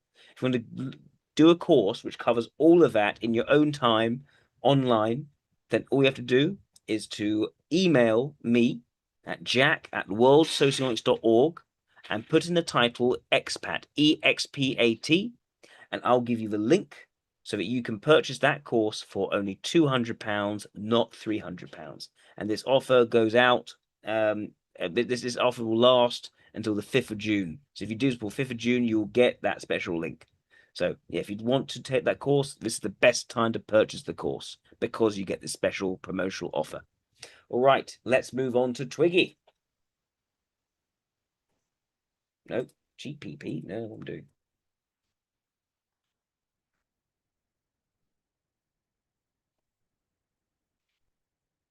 Twiggy Sanders. No, is that right? No, it's the wrong Twiggy. Wrong Twiggy. Not that Twiggy. Must be this Twiggy.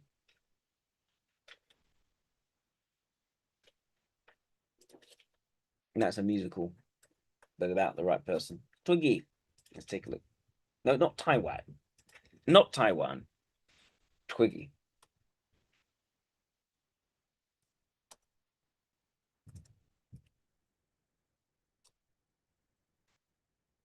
Dame Leslie Lawson. She's an English model, actress, and singer, recognized for epitomizing the youthful mod style of 1960s swinging London through a slender frame, cropped hair, and exaggerated eye makeup. She was discovered at age 16 by agent Justin de Villeneuve. She rapidly ascended to prominence in 1966, earning the moniker the Face of 66. She became one of the earliest supermodels, racing covers worldwide and traveling to France, Japan, and the United States for fashion work. With her image even selected for burial in a time capsule. She transitioned from modeling into acting, securing acclaim for a debut role in The Boyfriend, directed by Ken Russell, which garnered her Golden Globe Awards for Best Actress in a Musical or Comedy and New Star of the Year. She expanded into stage productions, including a Tony-nominated Broadway performance, television hosting, and music releases, while maintaining a modeling presence such as campaigns for Marks and Spencer. And she was appointed Dame Commander of the Order of British Empire in 2019. She was born in Neasden, northwest London. Her father, Norman Hornby, worked as a carpenter. Her mother was employed in the factory. Youngest of 3 daughters. Situation reflected the economic realities of post-war Britain. From early age, practical hands made broad stage. She displayed at an early age. She displayed an interest in fashion, experimenting with self-styling, and developing a penchant for creating her own clothing, influenced by resourcefulness required in her household. Her naturally slender build attributed to genetics rather than deliberate restriction. She has stated she ate like a horse, yet remained thin. It became a defining, so not one of those bulimic individuals. She became a defining physical trait, even childhood, only named Twiggy among peers for her slim frame. This formative period in a constrained yet affectionate working class setting, with the groundwork for her later aesthetic sensibilities, about yet intersecting with professional opportunities. She received a short, boyish pixie haircut that accentuated her slender frame and youthful features, aligning with the emerging mod aesthetic of the era. It's images that highlighted her natural slim build, saying 5'6" and weighing approximately 91 pounds. Probably get a picture of Twiggy just so people can see what Twiggy is like.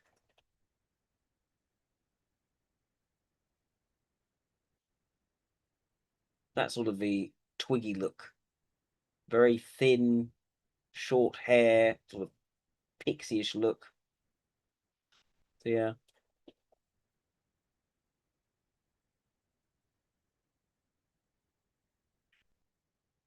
So both came when Deirdre McSharry spotted one of Latigan's photographs during a salon visit, prompting a newspaper to feature Hornby as the face of 66 in a prominent article, described as a Cockney kid with the face to launch 1,000 shapes. Soon after, Nigel Davis, who adopted the professional name Justin de Villeneuve, became Hornby's manager, boyfriend, and stylist, handling her promotions, bookings, and image development to capital media momentum. Good as a boyfriend as well. Let's see what else.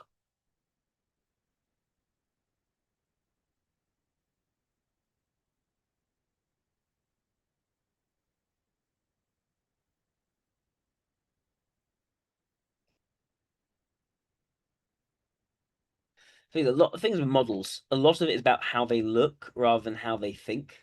It's a bit tricky with some of this information.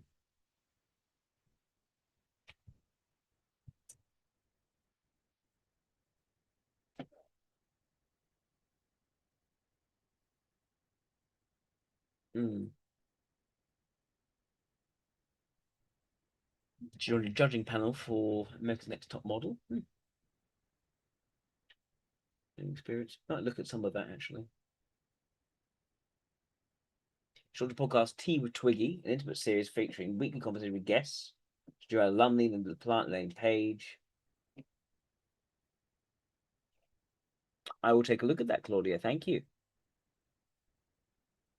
A documentary directed by Sadie Frost, chronicling her life and cultural impact with interviews with contributors Paul Bacart and Dr. Joanna Lumley. Sort of modern origins, enduring influence from shying from industry sexism she encountered, such as early rejections, labeling her fund the funds.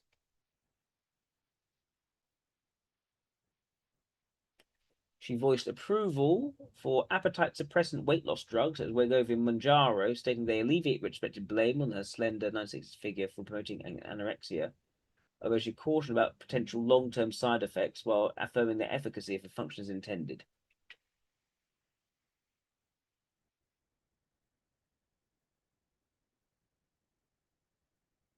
The slender frame epitomizes the shift towards a boyish androgynous aesthetic in fashion, contrast to fuller figures of predecessors like Marilyn Monroe. This waif look gained global traction after the 1966 modeling breakthrough. And body advocacy circles faulted her for normalizing not a prepubescent ideal that allegedly spurred an onslaught of disorders. The thing is, she never had an eating disorder. She was just naturally thin. It wasn't her fault.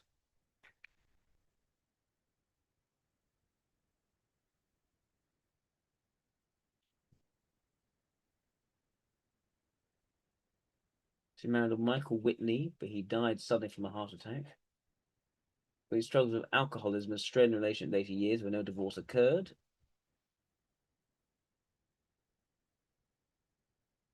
Carly, but son, brings relationship into the family.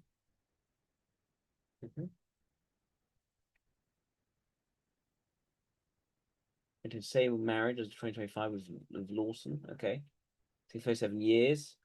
Actually, his longevity to their later life, meeting in their 40s and shaking into ongoing professional activity rather than retirement. So she kept active even in later life.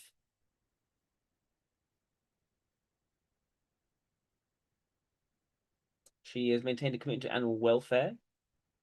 She doesn't sell animal skins, but she does still eat chicken and fish due to health benefits. Reduce animal suffering as motivations, where she's clear she is neither vegetarian nor vegan. Very sort of middle of the way here.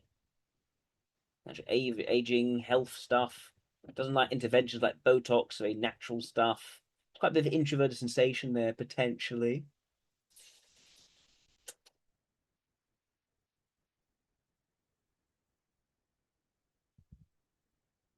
All right, let's look at an interview. No, what? No. Good.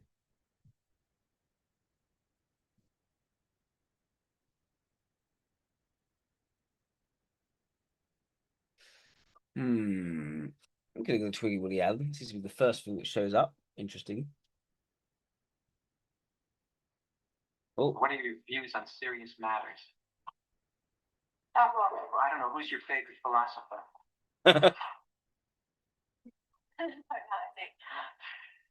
I'm sure. I like them all. Oh, All your basic philosophers. oh. Just all of them. They're nice, aren't they? Oh, see if there's a host in you.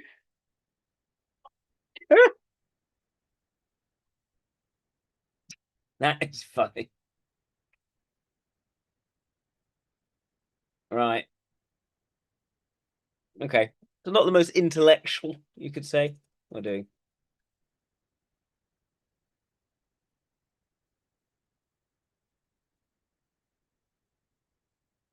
I'm very bored with it. So, I mean, I've been modelling for nearly 4 years now. And, I think you get to the point, I've done great pictures with great photographers. What I wanted to do, work with a great photographer, and I've done that. And I think you can only go so far. And also, if I hate something, it's bound to show on my face eventually. And that'd be awful to kind of do pictures and really look bored with it. And also, I want to do a film. But the fashion writers tell us that the bosom is back. Do you feel perhaps you can't compete? But the bosom's never been out, really. I mean, that would mean that women have been out, which is ridiculous, isn't it? The bosom's never been out. Well, what comes next for you? A film, I hope. Have you had any acting experience? Not actual acting. I've kind of worked in front of the camera. I've done a commercial for American TV, which was a singing and dancing commercial, which was done like a 1930s nightclub, and I was dressed in a top hat and tails like Dietrich, and I did a routine. And obviously you've got some film in mind. Would it be this sort of thing, a period piece? Yeah, it's the one we're kind of working on at the moment. I can't really mention it's kind of 20s, 30s, which is like great. My favourite period. What else?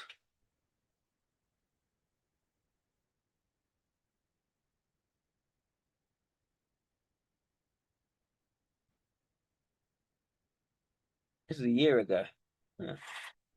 Biography. My gut feel right now is probably ESC. But we'll need to see.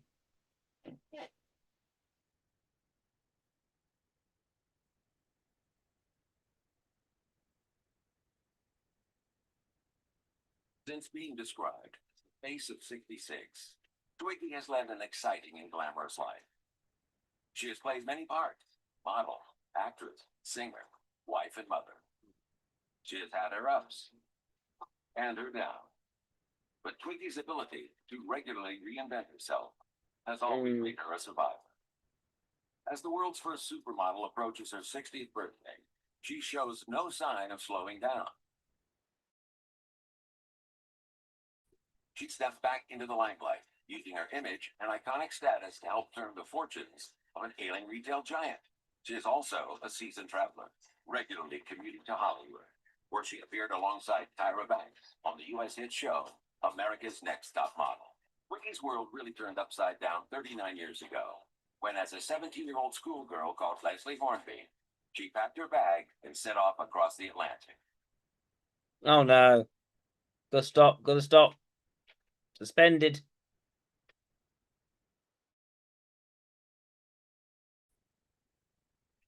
Right. No, gotta go to something else. Oh well.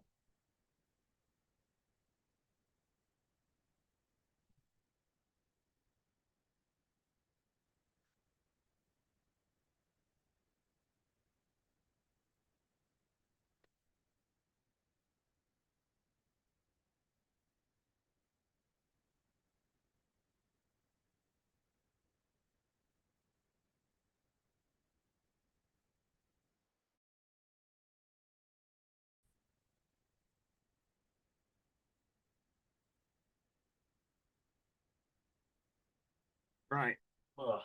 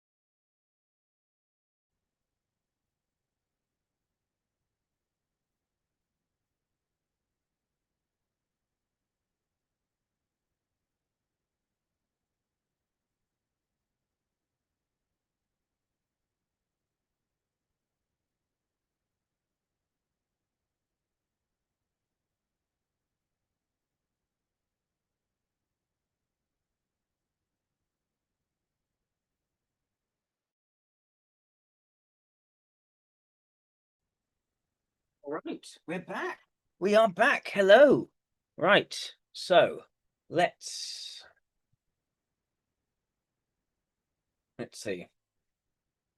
This is the issue with a superstar like Twiggy. It's a bit tricky finding YouTube content but doesn't get me into trouble.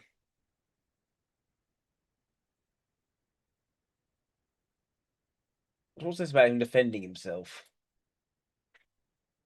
60 minutes. Rewind.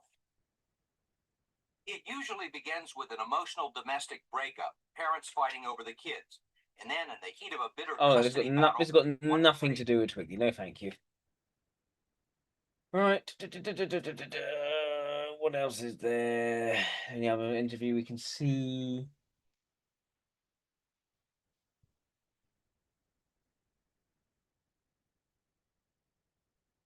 What is it? Why is so much of it to do with Woody Allen?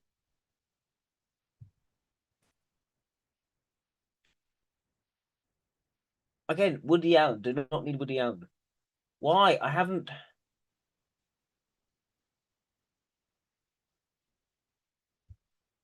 Late 60s. Let's take a look at this one.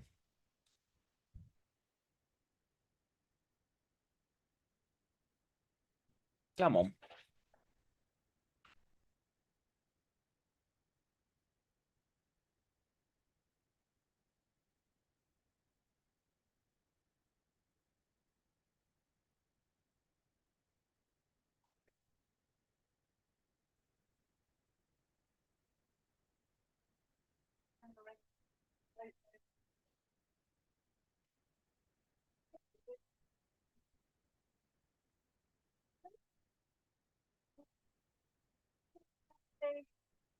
Philadelphia, Washington, and Miami.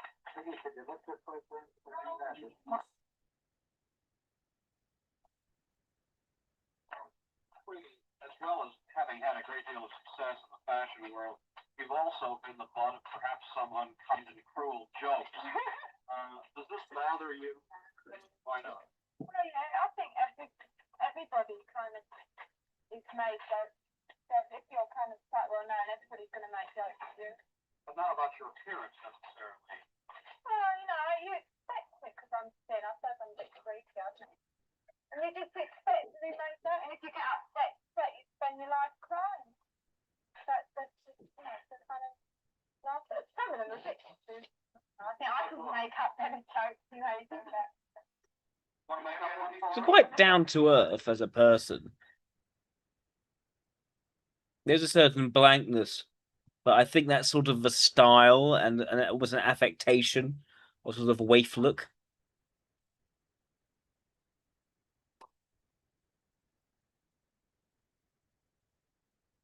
Videos aren't very long, are they? What's this one?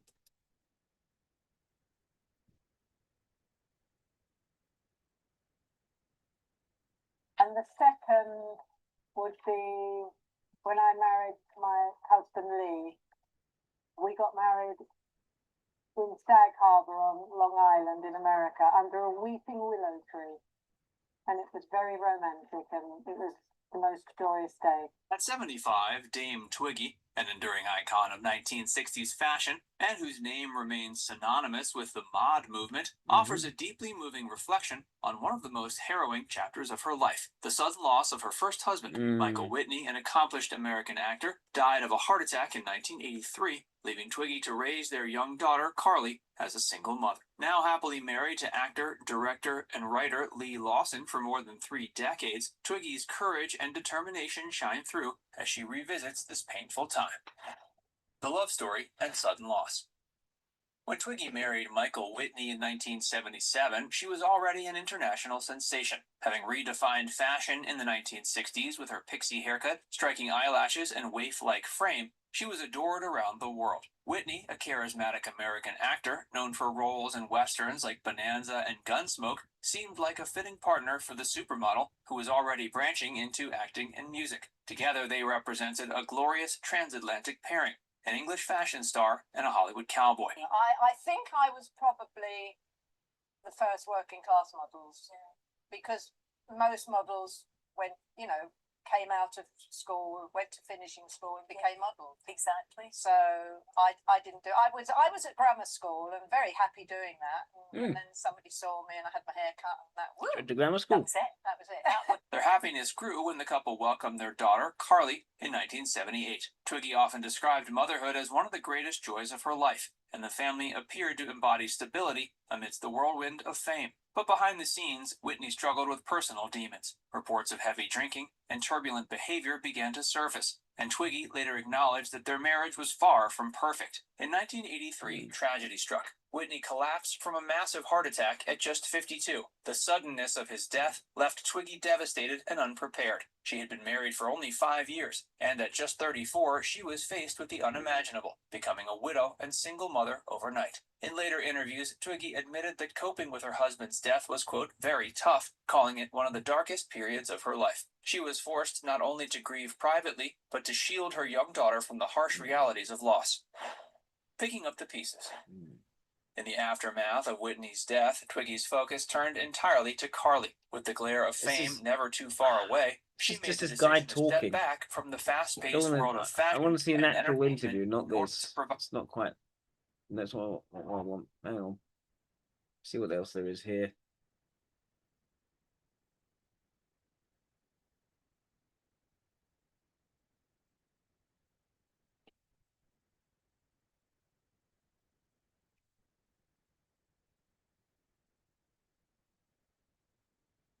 Why is it always Woody? What am I missing here?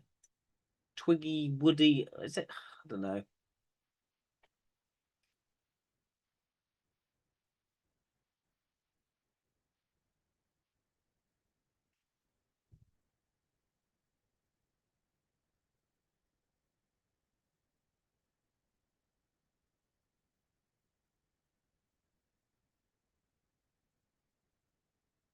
Talking these crazy interview moments. Okay.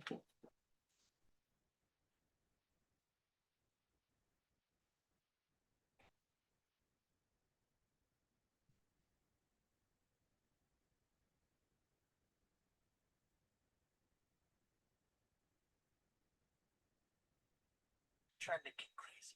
See? Don't you know I'm local?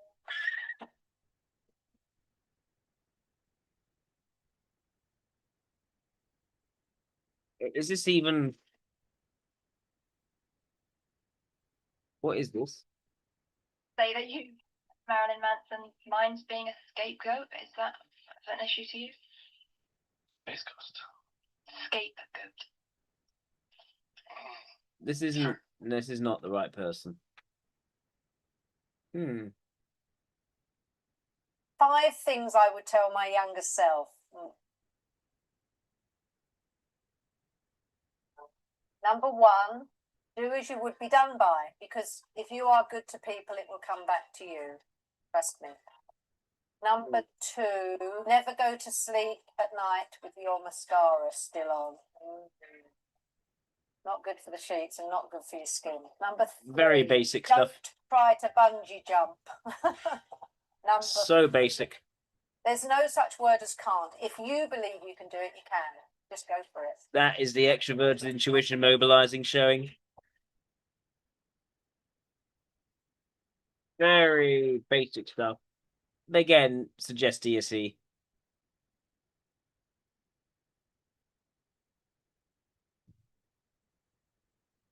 Shall we meet our first guest, ladies and gentlemen? Right. The right answer, by the way. My first guest was discovered at the age of just 16 with a face and a figure that made her famous the world over, and she became known internationally as the world's first supermodel. It was christened The Face of 1966 and appeared regularly on the front cover of Vogue magazine. Since then, she has been a singer, a television presenter, and an actress. Okay. One of the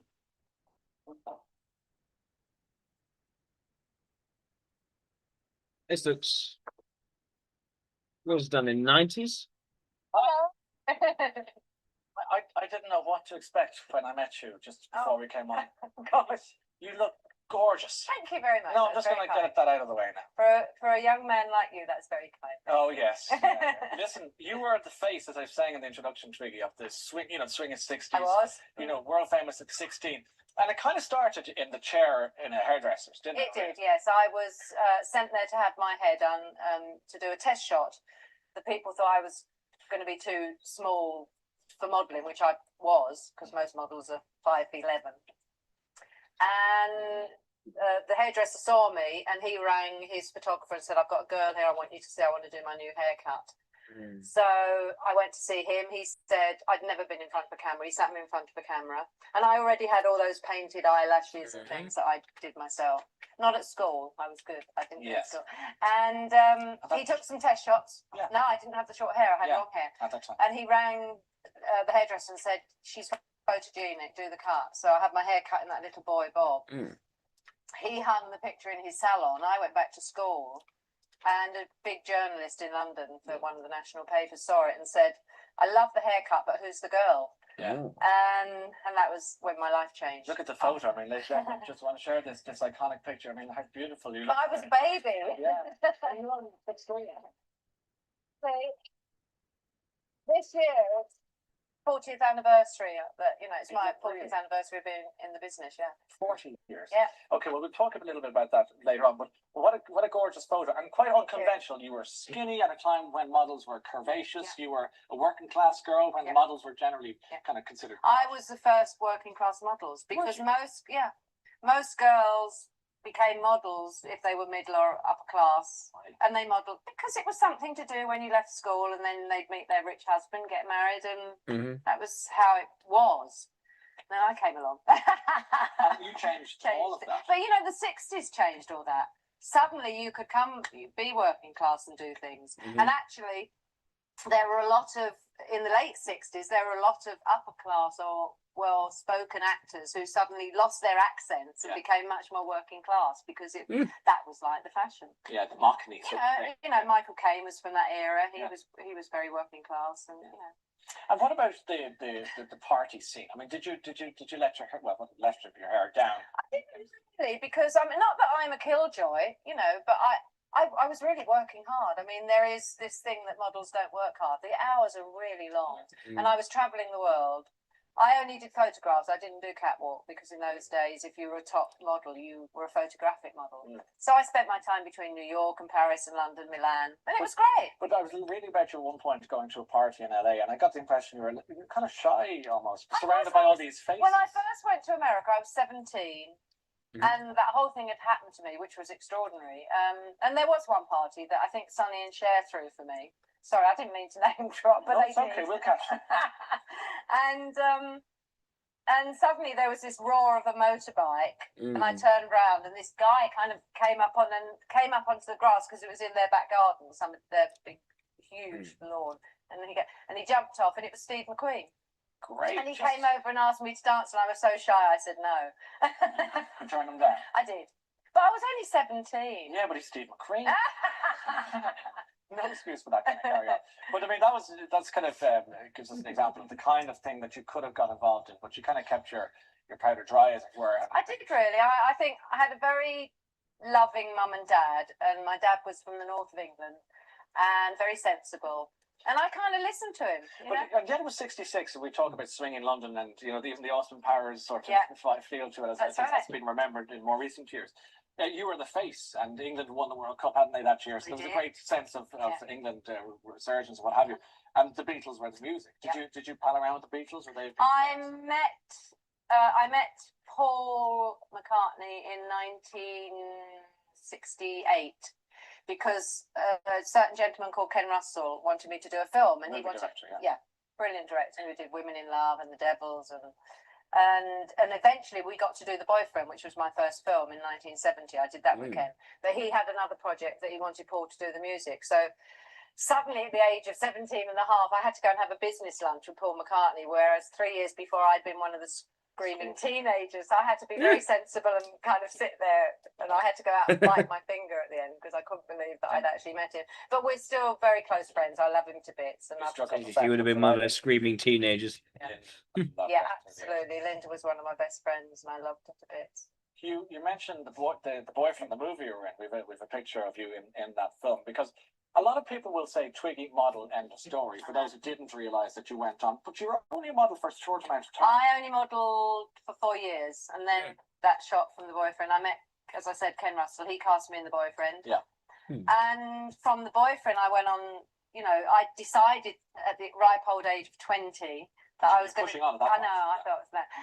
That this is what I wanted to do. So I did records. I had my own TV series. I then went on, which is my proudest achievement, I think, is going on Broadway. I did a big. So she's always been in entertainment, modelling. She hasn't done anything outside of being a public figure. It's important to keep that in mind as well for her. This is why I'm saying ESC rather than say an SLI or an LSE. There's no extroverted logic being focused on here. It's public appearances, entertainment, acting. It's not really about developing a craft so much, but more of living this sort of very famous existence. People every night and end up with them cheering. I mean, you know, you learn, and it was magical.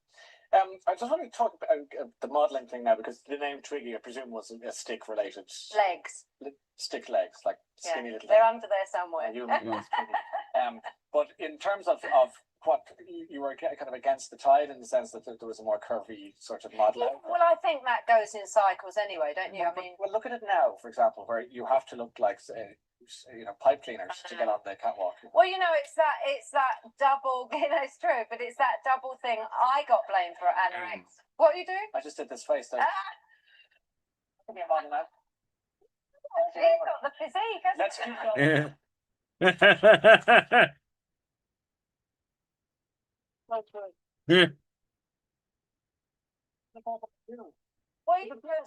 got blamed for anorexia in the 60s. were blamed for causing it with other young girls. But so I always came out and said, look, I eat and eat and eat and eat, and I just don't put on weight. I bet you eat and eat and eat and eat. I love food. There we are. I think if you've got a, you know, a metabolism like I had and like you have, you can eat food, and it's just luck of the draw, really. And would you be eating regular? Like you weren't having a little length evening? Never. I actually ate more then than I do now, because as you get older, your metabolism changes. Yes. And I'm much more careful about food. I mean, I don't diet, but I eat sensibly, and I eat, you know, but then I would eat everything, and you know, I mean, I used to eat a big bar of chocolate every night in front of the TV if I was home. You're offering hope to millions. So, you know, now it's again going through that thing, but there is a worry there, because if girls are dieting to be that thing, that is bad, because, you know, she's quite health conscious, but she's not. And it can cause death. There's nothing sort of over the top about her in doing that either. She's very sort of middle of the road in. Weren't all meant to be. Quite very grounded. I'm sure you I have are. no doubt she's got introvert sensation in her ego block. But I think it's creative. But it's finding a comfortable weight that you feel comfortable with, but you know, and healthy eating. Got quite a bit of energy and presence. A little over 10 years ago. Yeah, 19. And keeps working hard at doing things. Still active even now. Not really, you know, resting now. Probably. But no sense that she feels like she's overworking either. It's very sort of that kind of extrovert sensation, introvert sensation, fluid interplay. Extrovert sensations in the demonstrated function, introvert sensations in the creative function. Talk me into it. So did you require much talking into it? Much convincing? Well, I turned it down since 1970. I'd only done photographs if it had something to do with the production I was doing, if I was on stage, if I was acting, you know, because I've done about 7 films and I've done lots of plays. But as you say, the one thing if you say Twiggy, most people think 60s models. Yes, yeah. But actually, for me, my proudest moments are doing Broadway and doing. 3 years ago, I toured with Mrs. Warren's Profession, directed by Peter Hall. For me, that was a big achievement, because you know, it was a lot of work, and I love doing the plays. But I understand that it will never be as famous as that moment in 1966 where I was, you know, plucked from being a schoolgirl in Easton. You know. And when you came back to the modelling world, were you nervous? She wants to be known more for her acting than for the modelling. 23 would have been, oh gosh. Roughly speaking. Mid-40s. Mid-40s. Yeah. And you said early 40s, yeah. But yeah, 43. You know, there's a lot of kind of women doing the rounds now, who I kind of call the cut and paste generation, because there's a bit of this. They don't look like real women. You look like a real woman. You're aging so gracefully. Well, thank you. I try. Doesn't she look extraordinary? She is aging very, very gracefully. About it. I agree with you. There's a whole generation of people who, yeah, exactly. Oh, scary. But they look scary. They look like the zombie group. You don't get the sense there's much depth to her. She doesn't have a lot of depth. Do you ever think about it? When she's asked her, she just gives you quite basic answers in some cases. But never Botox. I'm so anti-Botox. Well, I worry it's poison. It's you know, it's botulism. So I'm very. I think you know how they find out that pills after 20 years. Oh, well, we prescribed them, but now we found out that actually we'll see what happens. Exactly. Yeah. Well, I think 20 years down the line they're going to find out. Where does it go? They say it disappears. Where does it go? It goes into your body. It must be. Yeah. Your feet. Women with Botox toes. Toes don't show any surprise at all when you stand on them. It's too scary. Yeah. You know. On the other hand, I do know people who've had little bits done, and if it makes people feel better, that's cool too. But it's a personal decision. All I can say, if you're going to do it, just get somebody good. Well, it's always a balance. Always good to go. And what about any other surgery, Ellie, you know, or like lipo and all the other? I think it's a personal choice. Yeah. I, touch wood, don't need that. Thank goodness. And I actually find any operation a bit scary, quite honestly. I've only ever had to have one that I had to have, you know, about 20 years ago. Not life-threatening, but I had to have an operation. And it's not very pleasant, is it? You know, they put you out. Why would you choose to, I don't know. Just to people feel. And all the things that happen in hospitals at the moment, it's just a bit scary. I mean, I'd rather have wrinkles. I think, but anyway, You also had an interest, Twiggy, in fashion design, didn't you? I mean, that was Always, something yeah. that you wanted to kind of get into on the Always, side, yeah. I think, really. Well, I wanted to do that before I was Yeah, discovered. I'm big to ESC. be a designer. She is So- expressive when she decides to. Because all these It's years very sort of later, like a they- put-on expressiveness she engages in. To close big mail order company that I love, and I get very involved with the design, with the fabric. I'm obsessed by fabric. by cut. Fabric, And then, tactile, which is touching what it. I'm in Dublin. I went in. I'm very at home. I make all my bedspreads and my curtains. Mhm. That's my passion. Yeah, sewing. yeah. So we've done a Sensory range stuff. of beautiful bed linen that we are launching at the Dunn's department store. Done story, and that's why. And I'm really proud of them, and I've got very involved in it. They're beautiful, beautiful fabrics. Put a bit of thought into the whole thing. Oh, absolutely. I haven't. You know, sometimes they get kind of celebrities just to put a name on something. Yeah. But I can't do that because you know it's got my name on it. So and it's my passion. Good. What's a good combination? I mean, I always say to my husband, if they ever put me in jail for anything, God forbid, but if they did, as long as I've got a sewing machine and some fabric, I'll be fine. You say that. As long as I've got my sewing machine, I'll be fine. I would. Yeah. And you're back in Ireland, which I know you come here every so often. So I love you're no it. strange to the country. I love which is it. It's great. a beautiful country. Well, I'm really glad you made it along to the show tonight. It's a real Thank pleasure you meeting for having me. All right. So I think ESC. Not sure what else she would be. So thank you, Claudia, for that one. Let me see. Patrick McKenna is the next one. Thank you, Darwin. And let's see, we've still got 6 concurrent viewers. So I'll just once again say, well, I'll say 2 things. First of all, if you want me to type anyone else, please put in a super chat of $20 at least, and I will look at the person you want me to look at, assuming they are a public figure, someone with enough information for them to type. So if anyone else wants you to type anyone else, please make a super chat, and I'll fit that person in tonight. But yes, the other thing I want to do is to plug again the WSS Type Mastery Pathways special promotional offer, where instead of £300, it's only going to cost £200 to purchase the course, with the most comprehensive course on socionics available on the internet. And yes, it will go into all the information elements, the functions, the types, the relationships, how to type people, all the different dichotomies involved, over 100 video examples, and of course, how you go about typing and understanding someone. So if that's something you'd like, if you want to be able to type like I do, I recommend taking the Type Mastery Pathway, and to get onto it with the special offer, so only at £200, not £300. That offer will go out on the 5th of June at midnight, but UK time. But if you want to capitalize on that promotional deal, you just have to email jack@worldsocionics.org with expat, EXPAT in the title, and I will give you a link which will enable you to purchase it for only £200, not £300. But after the 5th of June, it will go back up to £300, and the special offer will no longer be available. Okay, so let's continue now with Patrick McKenna.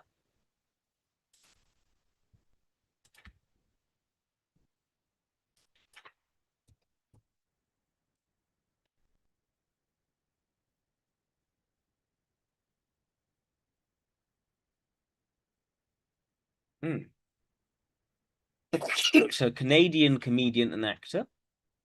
Everything about him on Grokpedia.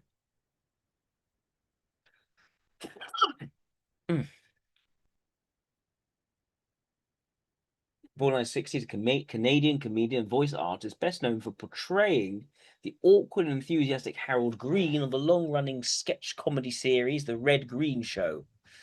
Born in Hamilton, Ontario, he grew up in the area and attended Westmount High School, while earning a diploma in business administration from Sheridan College.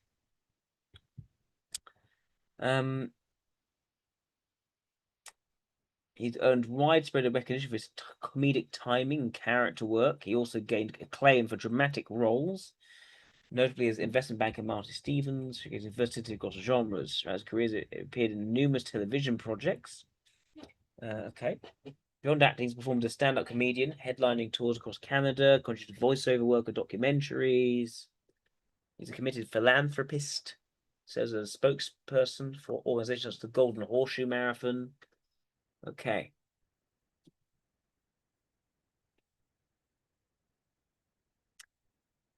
So his father worked as a carpenter, another carpenter, two sons or daughters of carpenters today.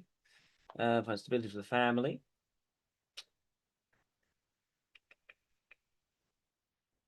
What else can we see? A pivotal moment came during high school when his grade 11 English teacher took him to a performance by a Second City comedy troupe. Toronto. His exposure ignited his passion for improvisation and live comedy, transforming his casual interest in humor into a serious aspiration for a career in acting and performance. He credits this school trip with changing the course of his life to introduce him to the improvisational style that would define his professional path. It's a bit introverted intuition-y to say this is what changed. This is what changed my life. He enjoyed theatre arts classes, participated in school plays, activities that allowed him to channel his comedic energy on stage and foreshadowed his future in entertainment. Despite his inclinations, he pursued a more practical education, graduating from Sheridan College, a diploma in business administration. His family supported a eventual shift towards the arts, recognizing his talent despite the initial focus on business. So he did what his parents kind of wanted him to do in terms of the business to start off with, and then they shifted and they realized his talent. Sounds to me. It comes to 1991. Harold Green, awkward and confusing nephew, took to a handyman, Red Green. Said it was a nerdy persona marked by oversized glasses, mismatched clothing, a penchant for intellectual tangents that clashed hilariously with Red's practical duct tape reliant worldview. This portrayal emphasized Harold's growth from bumbling youth to a more confident figure, fostering dynamic interactions that included sibling-like banter with Red and mishaps in segments like Handyman Corner. Behind the scenes, he brought his improvisational background into Second City, from Second City to the role, enhancing scenes with spontaneous lines that amplified the show's loose, unscripted feel. So as a contributing writer, helping shape segments that highlighted the handyman humor central to the program's format. Then the sitcom sketches, lodge meetings, and DIY tutorials gone awry to the fictional Possum Lake community.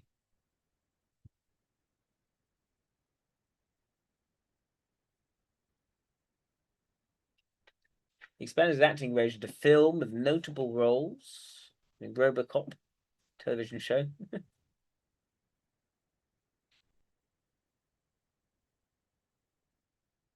See what else there is. In voice acting, he's lent his distinctive voice in numerous animated series. Okay.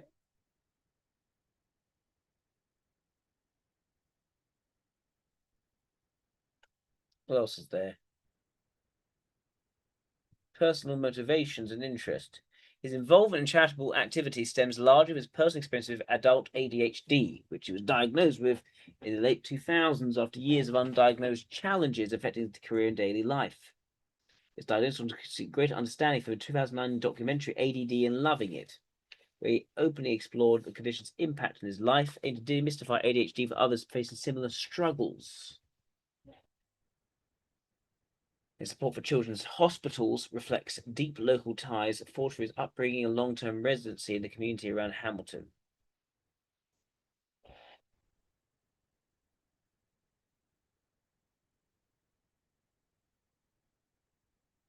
Voice roles, etc. Not a lot of really good information there, unfortunately. Is there anything better in Wikipedia? Then we'll go to some YouTube, I think.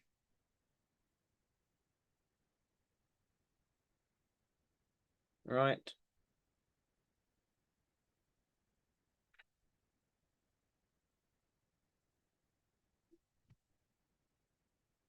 That's it. Well, Grokpedia was way better than Wikipedia there, I'm afraid. So, yeah, Grokpedia wins, even though he neither was really that good. Let's look at some... This is some Patrick McKenna on YouTube, I think.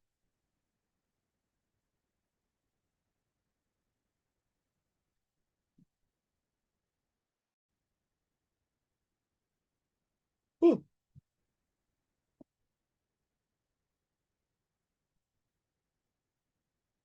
Let's see. What's this?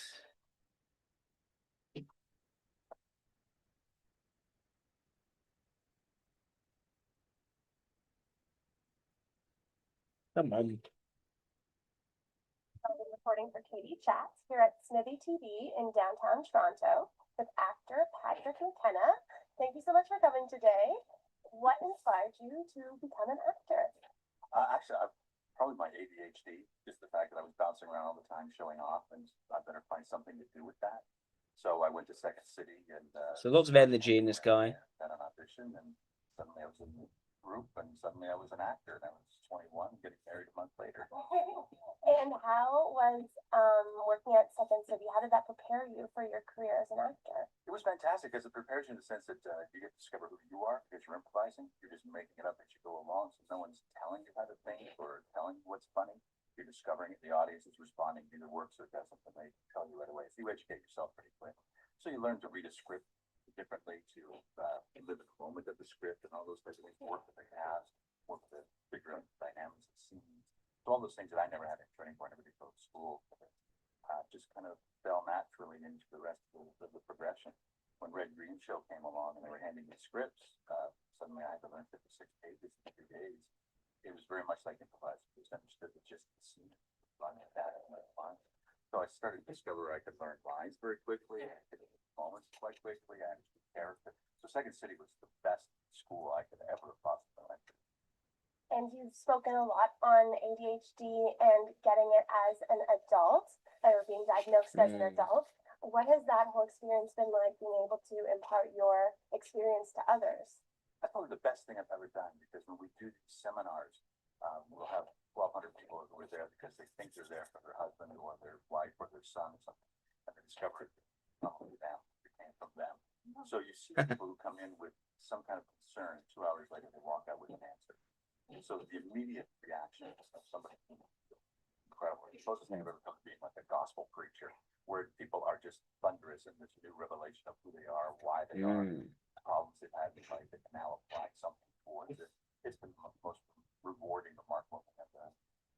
And do you think having ADHD has, in fact, helped you? And do you think, these sometimes things that are seen as difficulties can actually make us better people or make us do more with our lives?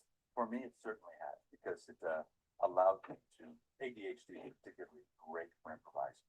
Because you just are in that moment and you're flying around and you're letting all the thoughts flow. So it really complements that type of environment. They say about 80% of the acting environment has some form of ADHD because it allows that. It's short-term work, so you don't have to spend a long time in a cubicle. You're out there just playing, and then 6 months later after play's done, you move on to something else. That's great for the ADHD mindset. It's a little harder to be a production coordinator, but it's great to be on stage. And you've been nominated for so many different awards. You've won the Geminis. How does it feel to be recognized by the film and TV community? It's very bizarre because, as I said, I had no training, so I didn't really expect this to go much further. Because with ADD, you don't really take much further than your hand. So I was just kind of in it for the ride. And then when suddenly work was getting rewarded and awards, you start to believe in yourself and start to build on that success. And that opened a lot of other doors, allowed me to do other types of programs that I didn't think I was able to do, be it dramas, films, directing plays, things that I didn't really think I'd be stepping into. But because of those awards, it's changed a lot. And are there any projects in particular that are really close to your heart that stand out for you? Oh, so many. The Red Green Show in particular, because that was such a silly show. And we just thought it would go a season, and I was playing the biggest, broadest character, and we just having fun. And the show got canceled right away. And the audience wrote in and kept it on the air. And that was basically how it stayed on the air for 15 years. It's audience driven. None of the networks understood it. We got canceled from every network in the country, picked up by the next one. And it stayed that way because the audience drove it. And that was really rewarding, knowing that you were doing something inside the small studio. I'm inclined to think he's probably another alpha. People are responding positively. That's great. Lots of wholesome stuff here. Great figures tell you you're wrong. People in audiences will tell you you're right. And to be able to have the luck to be able to follow that is a real gift. And meeting the fans, it's been incredible what that silly show meant. If not, maybe a Delta. It spoke to a kind of a middle ground of North America, not necessarily New York or LA mindsets. There's a whole bunch of audience people there in the middle, kind of going, we don't really have it as we want. So that show kind of filled that niche, and that was quite wonderful too. And being, the forever child is great when you're having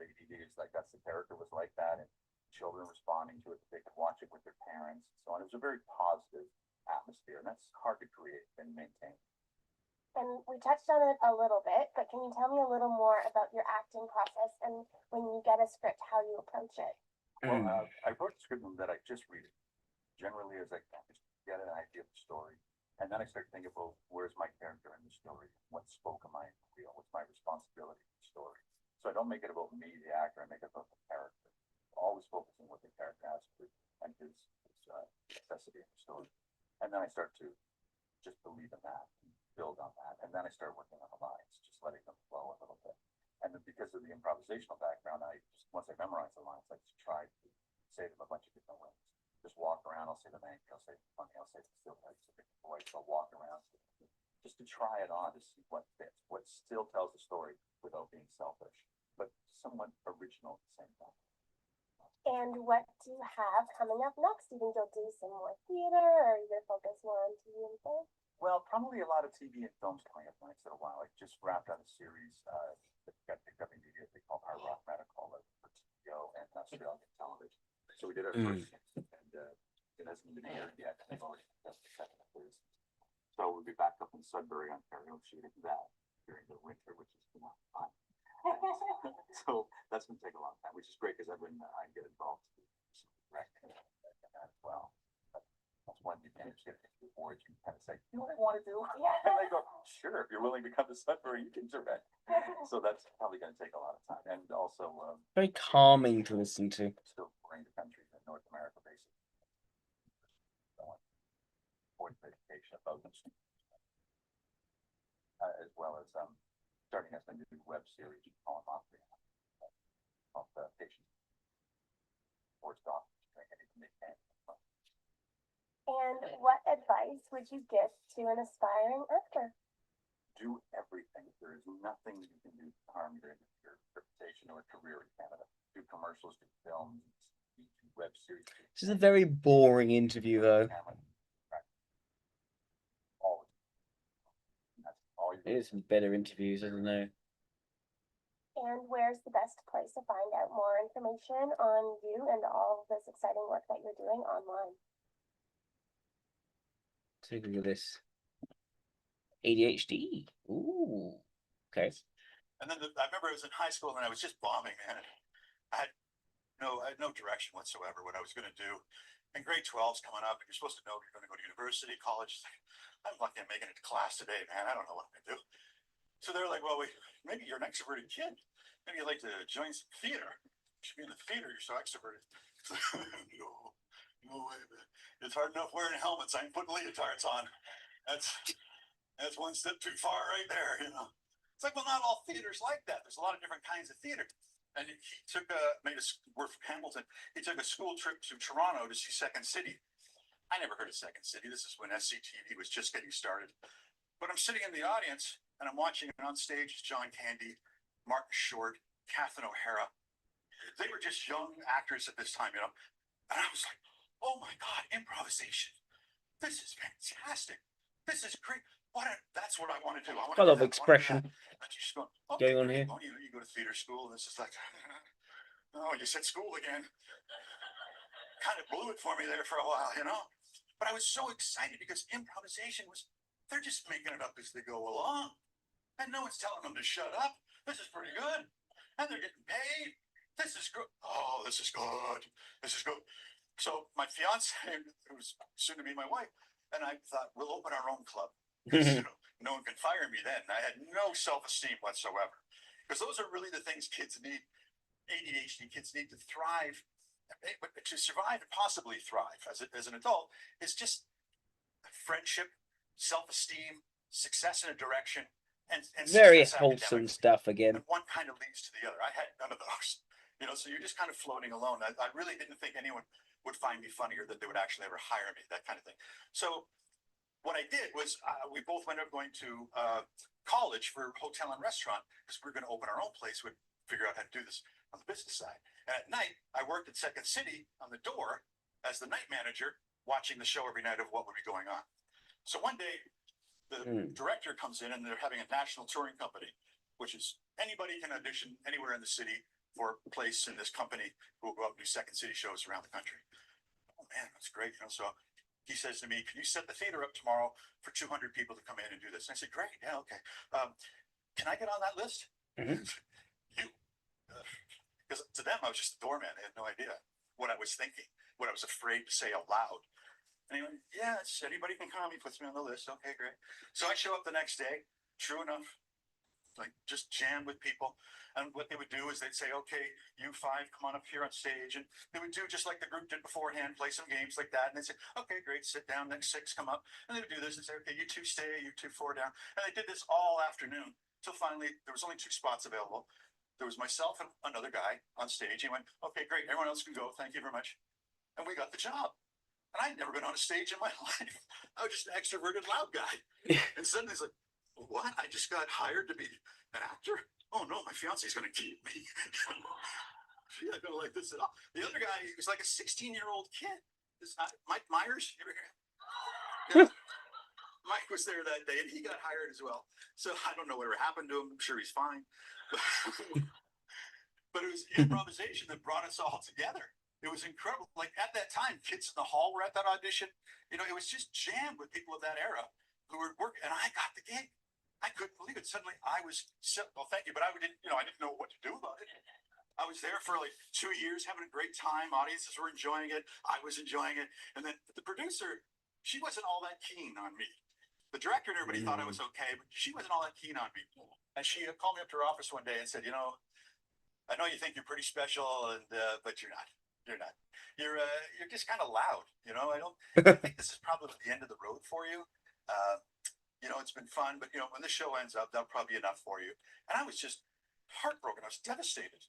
She goes, "I know what you're thinking, that someone's going to walk in here, hand you a TV show, and you're going to have a big celebrity life. No, that's not going to happen to you. You're just not one of those people." And because of my self-esteem, it was like, man, she just nailed me. I was gone. I was like, okay, yeah, I guess so. Whatever. Suddenly I was 12 years old again, and not all those years of success were just gone in one line. That's how fragile you are. You think you're strong, but it's still there, because I was undiagnosed at this point. I didn't know that kind of how vulnerable I could actually be and how hurt I would get by that. So I'm just doing the show, and 2 weeks later, Steve Smith, who played Red Green, came into the theater to just watch the show. And I was doing the Harold character in the Second City show at the time. And he thought, "Oh my God, that's insane. I got this new show coming up. Do you want to try this thing called Red Green?" So, yes, long story but shorter, 15 years go by, right? Great success, wonderful show, worldwide success, everything's great. We'll see some Red Green in And a the bit. weird thing, and I stopped and thought about it later, was that's everything that happened to me, including I've been given awards. I've performed in front of prime ministers, princes, and traveled the world. And it's been amazing. But someone told me it would never happen to me. And 2 weeks later, it exactly happened. Someone walked in and handed me a show. The exact thing that she said would never happen to me happened. An authority figure told me, so she must be right. Which proved to me at that point, nobody knows nothing. Don't let anybody tell you what you can and can't do. They don't know a thing. Just because we're a little vulnerable that way, you don't have to listen to it. You know yourself better. Maybe they could be right in some cases. You can be stronger in certain areas, but overall, they don't have a clue. Nobody does. So don't let your ego or your spirits be pricked by that. That's quite an anti-NI thing again. Did you? Because you said before that changes. I don't know. That moment was like, don't let someone's criticism get you down in your belief in what you can do, which is quite an ESC narrative. Let's see Red Green. No, it's not the right one. Its symptoms include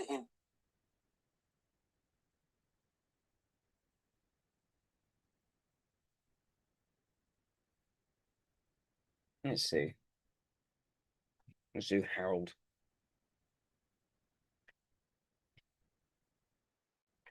Is it right? That cottage that Kevin Black built up on Bluffs Point, all Hollywood star bought it. Hollywood, like Hollywood? Yeah, as in Fredericks of.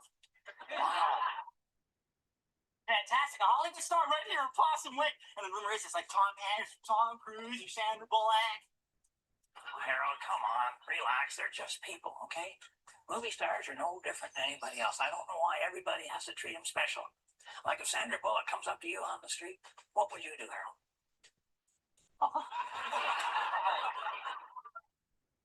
What am I?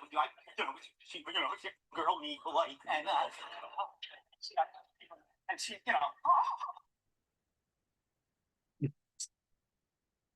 be yourself.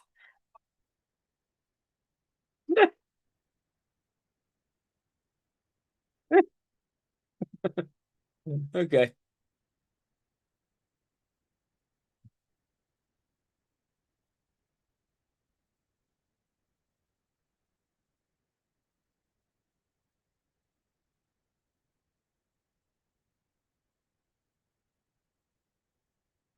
What's this?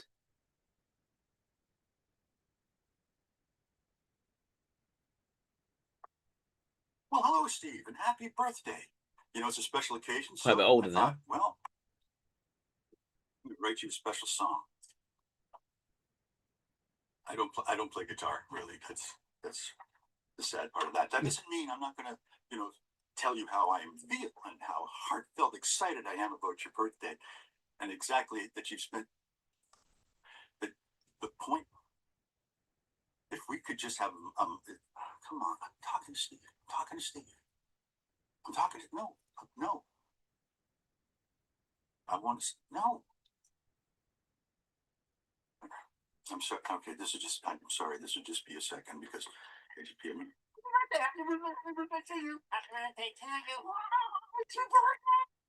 Yes, it's his birthday. Just relax. He's 80. No way. Yes, 80. That's 560 years. Yeah.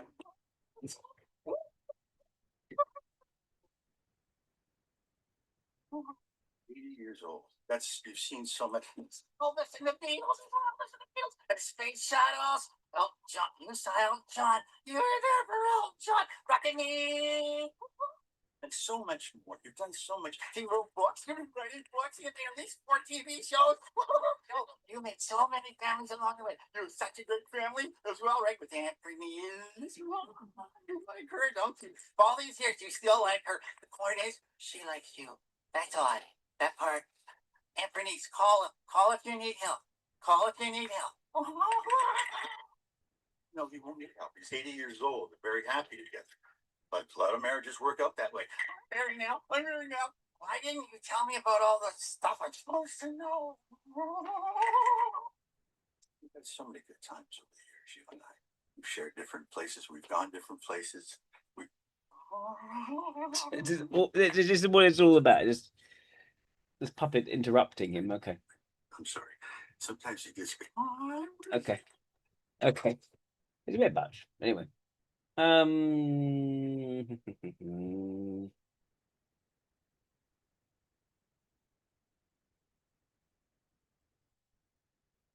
Okay.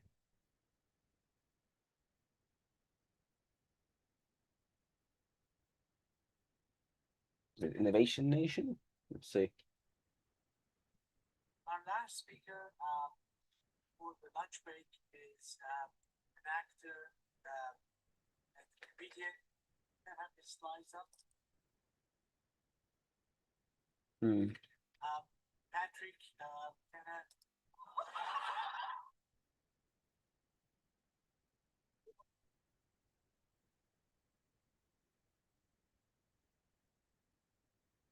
What's it funny? You have 30 seconds to get my uncle to say this.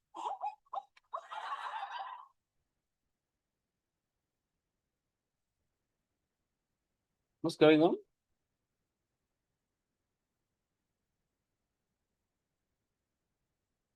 They're showing something on the screen clearly.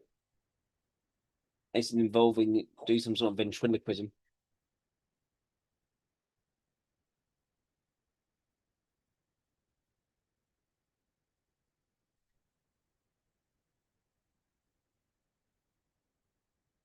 Yeah. There you go. That's Red Green for those who weren't familiar. Is everybody familiar with the Red Green show? A little bit? Okay, good. my topic is ADHD, but being ADHD, I'm going off topic. Because I've been sitting here this morning listening to all these great speeches and all the different things going on, and I start to plug in. Why am I here? So I started to remember, well, Red Green basically was the most innovative place I'd ever been. For those of you who know the show, you kind of think back on a lot of the things that we did. That was our mandate. How innovative can we be? What's our inspiration going to be? The original inspiration for the show was a show that was on 1,000 years ago called Red Fisher, and it was truly the most boring man in the world to talk about fish on TV. We watched, because radio was staring back at us. So this was great. We thought this was terrific. So we had this idea for it would be fun to do this show. Canada would really like this show. This all came out of Hamilton. This is how we're plugging it all in. It's Hamilton innovation and how we apply it. So we go to CHCH and we say, this is the idea for the show we have, but we're going to need some money. So we're marketing ourselves. And they say, well, how much money? We said, well, enough that we can get the show done, but not so much that you care what it is. That was really, because nobody was going to watch the show, we thought. It was basically for us. So we're making this show, and it was just Steve and I, Steve Smith and I in the CHCH studios around the corner here. And we did 26 episodes in a week. Yep. Usually that takes a little over a year and a half, but again, ADHD helps with things like that. We did it in a week. We shot this thing, we aired it. Everybody hated it. Pulled it off the air. It's gone. Well, we thought, well, that's that. Then we thought, well, people started writing in. This is before social media. They were writing in saying, that was me. That's my uncle. That's my dad. That's this. That's this. There's this recognition. So we went back to the studio, and we had a hockey bag full of letters. That was basically our social media, a hockey bag. We said, reach into that bag, and any one of those letters will be a pitch why we should be on the air. And sure enough, they could reach in, and everybody was seeing something different in what we created. Whether it was the recognition of someone they saw, the ideas they liked, the sense of humor. There was something in there for a lot of people. Not everybody, but a lot of people. So we got another year out of it. And ADHD was another thing that came along here because in my industry, ADHD is about 80% of us in music and entertainment are probably ADHD because it fits in that we don't have long-term place to sit down. We get to do lots of different things. It really fits our mentality, our scope of life. And same with emergency room doctors. Which also makes sense for someone to be extroverted rather than introverted. Okay. Oh. So we go to Second City, that's where I was from. Steve found me. And we hired a bunch of Second City guys to do the second season because they thought that would really pump it up. Now you got a room full of ADHD people trying to create a show. And it was basically like putting a camera on monkeys and squirrels. We had nothing done. We got nothing done. That's when we started to realize that ADHD wasn't necessarily where the innovation and the inspiration may come. But you need that other arm who's going to sit down and write this stuff. Use the technology to get this out. There was that marriage that things started to stumble into my mind because I didn't know I was ADHD at this time. I only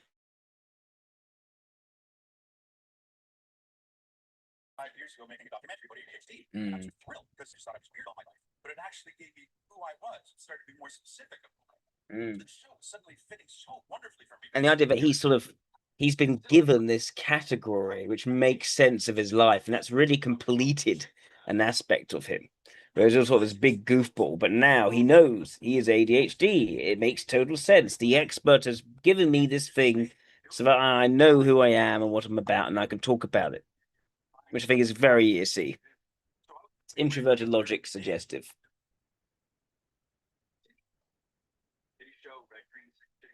This goes on for a while. ADHD, even no matter how excited it gets, it becomes a pattern. So it's like, well, I'm in this pattern, I'm in this rut, Most of his life he was not talking about. This is a recent thing, basically. Well, that's not true. 15 years ago this happened. Still. They didn't want that in a show. So no one would see me for any dramas. It just went like this for a while. Then there was this other show coming out called Traders. It's all about Bay Street bankers. So I said to my agent, get me in on this. It's a drama. And she said, not so much. It's, it's kind of out there. It's like, just get me in. So the casting directors, they're the people, the gatekeepers, who let you in or not. She lets me in. But I'm the last audition on the last day. Anyone who's done marketing, that's not a good spot to be. They don't want to see it, basically. So I walk in the room to audition, and there's all these great actors that I've seen all my life on TV, wearing fantastic suits, the lines, ready, and I thought, I'm done for. because the ADHD mind starts to see trauma. So my trauma was I am not worthy to be, and I was just panicking, you know. Then I look around the room and I goes, man, I had a chance. I had like $149 suit on there, wearing $1,000 suit. So I went into the bathroom, took the jacket off, threw my coffee on my shirt, untucked the shirt, messed myself up. Went in and said the exact same lines they did. I got the job that minute. I couldn't believe it. But they gave me the job because I was like nobody else. Yeah. The thing that I thought was my weakness actually was my strength. That's something I've been able to apply the rest of my life. Because when I start looking at my life now that I know a little bit more about ADHD, I can start to apply when was the moments that was me, when was the moments that were ADHD. And how many times did they vary? And what I thought might have been a hindrance was actually a compliment, and hindrance. For instance, when I auditioned for Second City, I wanted to have my own comedy club here in Hamilton, but because I figured no one could fire me that way. So that was my plan. So I enroll in a community college, and I'm going to a business school to learn how to run a company. And I go to Second City, and I become the night manager, so I can do the books and watch the show. Basically, a mentoring process. Realize that's what and one day they had he didn't realize what he was doing while he was doing it. Looking back, he didn't realize what he was doing. Interesting. And I was setting up the theater, a room just like this, chairs for the night, this and that. And they would say, about 200 comedians come in the room, and they'd say, 6 people up on stage, please. 6 people would go up, and they'd do some improvisational games and things like this. Come on down. No one knew who I was or anything, so they said, 6 people on stage. ADHD and impulsivity is huge. I didn't know this at the time, but I ran up on stage. Nobody knew who I was. They didn't know I worked there. I said, okay, you 4 down, you 2 stay. This one I stayed. Like this went on for like 3 hours. Suddenly it was like by the end of the day, I was an actor. That's how I became an actor. There was me and one other guy got hired, like a 16-year-old kid, Mike Myers. I don't know what became of him. I'm sure he's fine. Same joke. The day simply, I went from this to that just out of impulsivity. And I stayed the show and it was great, but I had no structure whatsoever. I'm doing great, having a wonderful time on stage, ADHD, I'm just having a good time, everybody's laughing. But the producer calls me into her office one day and says, you're a lot of fun, it's great to have you here, but you have no structure, you have no foundation. So we're going to let you go because, and I'm getting all whiny and stuff, right? She's going, I know what you're thinking. We have actors like you all the time. We think, you're going to be here, someone's going to walk in, some producer, and put you in a TV show, and everything's going to be great. Well, that's not going to happen to you. You're not that type of guy. It's over today. You go back to the door. Yep, we've heard the story already. I was devastated, but I had to finish my contract. But within that Second City show, I was performing the character Harold, basically. In a different form, but that was Harold what I was doing. Steve Smith walked into the theater one night. He was watching the show. And he approached me afterwards and said, I'm putting this new program together called The Red Green Show. And I think you'd be really funny to have stand beside you. You wanted to do the job? I said, yeah, okay. I'm ADHD. You always say yes first and then figure out the problems later. So I said, yeah, I got it. Well, that's also alpha extroverted tendency. The default is saying yes. They need a reason to say no. So I suddenly started, again, I realized there's a lot we're going to tell us along the way we're not going to ever get it. There's so many of them. But sometimes fate steps in.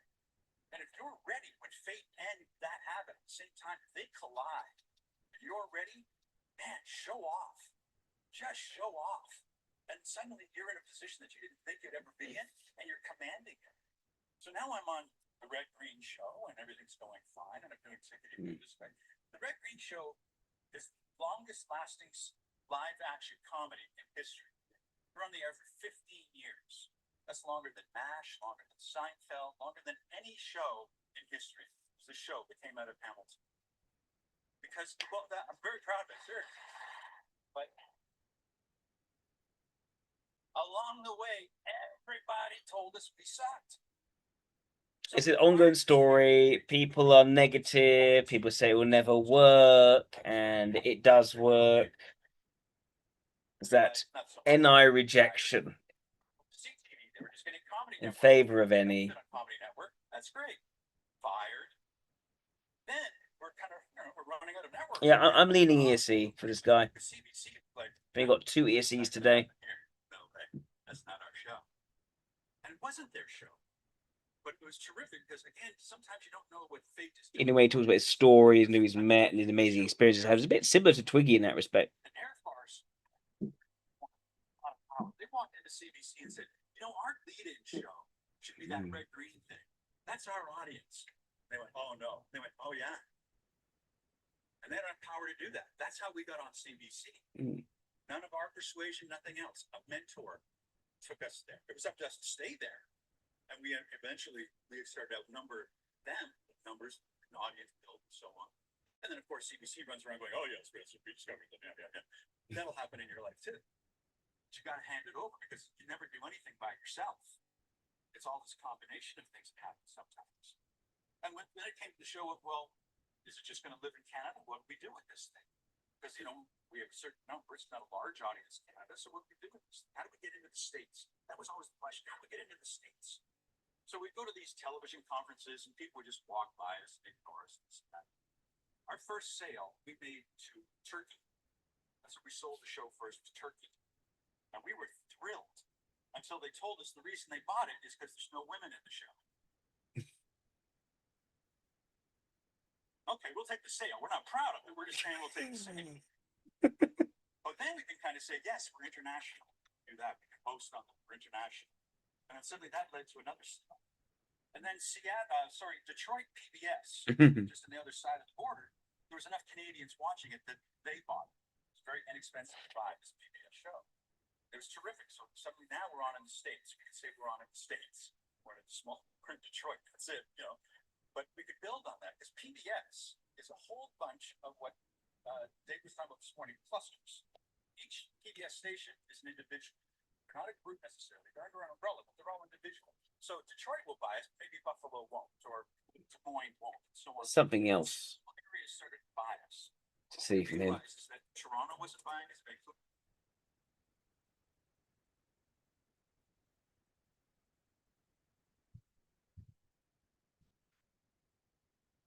Not watching 54 minutes for. So once again, Pat, thank you so much for joining us today. Really appreciate you having on the show and coming and giving us your words of wisdom. Thanks for being here. I'm thrilled to be doing anything for the show. Words of wisdom is a little strong from my end, but let's see where it goes. Self-deprecation there. All right. Before we get going, just in case people think, I just have Max on the line pretending to be you or something. I was just hoping maybe you could give us like a Harold laugh just to kind of confirm your identity as Pat McKenna. Laugh. Let's see. Okay, I gotta go back a little bit. All right, that's confirmed. That'll work. I can't watch this officially performance. There's something else. Come on.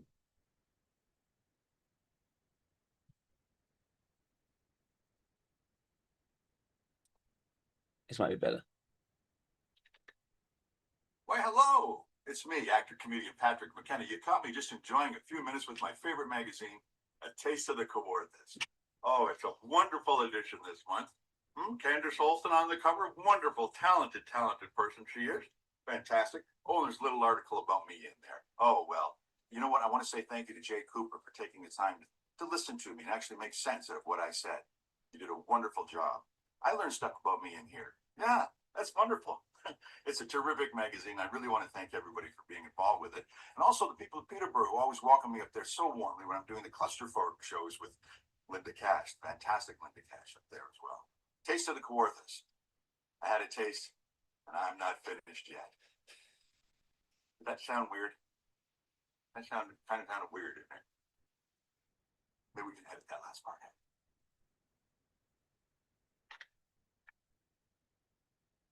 Right. What's this? And I'm here on the Humble and Fred show today. We've discussed everything about my size, about how heavy I am, about TVO's new show, Hard Rock Medical, that I'm in. So check that out Sunday nights at 8 o'clock. And of course, stay tuned to these podcasts to find out about what else I'm doing in my life, because I'm so very fascinated. Very, very grounded humor, but physical in nature.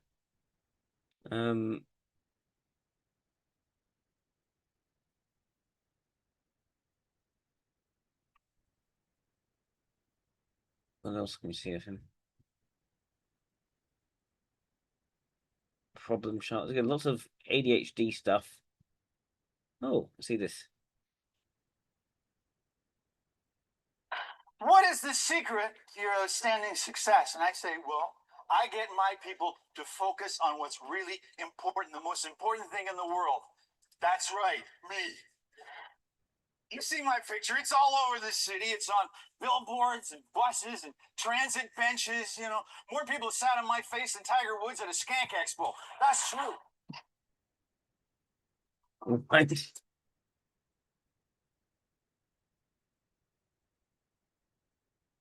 There isn't that much available on him.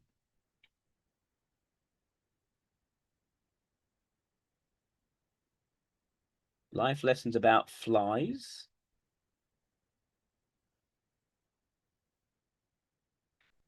After this thing, I'm gonna finish. I was in a fast food restaurant with my family, right? And Sister Ann comes in, one of the nuns. When he shaves off his beard, he looks like the actor who plays Saul Goodman's brother, Hank McGill in Better Call Saul.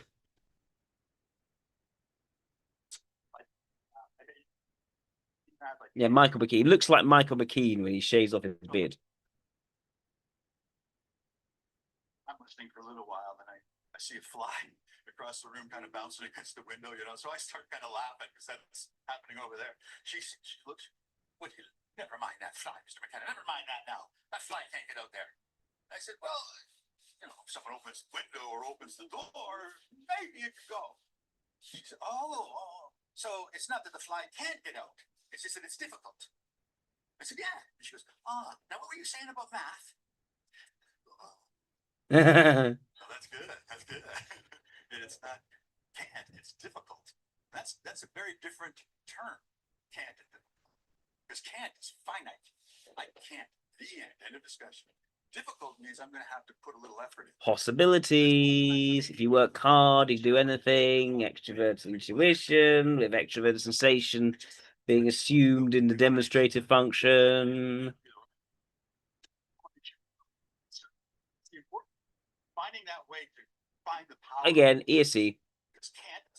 This guy's ESE with some extra dash of Canadian wholesomeness, I find. If I say I can't do math, I can't do suddenly I'm believing I can't do math. I don't even try anymore. He's not a structural guy, he's not an academic guy, that's quite clear.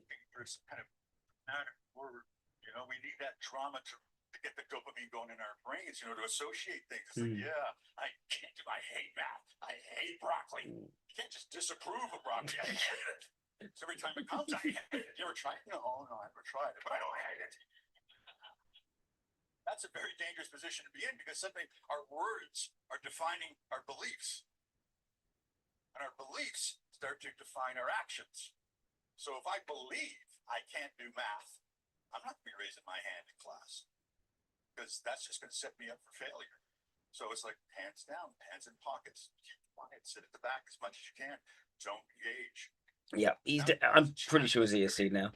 Difficult position to put yourself in because if you all right, believe it, other people will believe it too. So that is everyone that has been suggested in a super chat. So thank you very much to Darwin, to Claudia. Thank you, DDS Wind, and thank you, Isaac. And Isaac, I'll take a look at the article. I promise. We'll do it. So thank you, everyone. Hope you all have a lovely week ahead of you and all the best. And if any of you would like to, again, take the Type Mastery Pathway, make use of that special promotional offer, just email jack@worldsocionics.org with the special code EXPAT, EXPAT, in the title, and I will send you a special link so you can purchase the WSS Type Mastery Pathway for £200, not £300, which is the usual price. Anyway, thank you very much, everyone. Have a lovely week ahead of you. All the best. Bye-bye.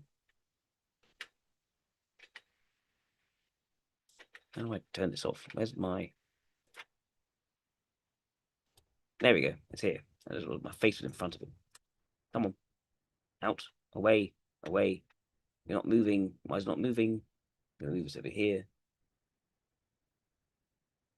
End stream.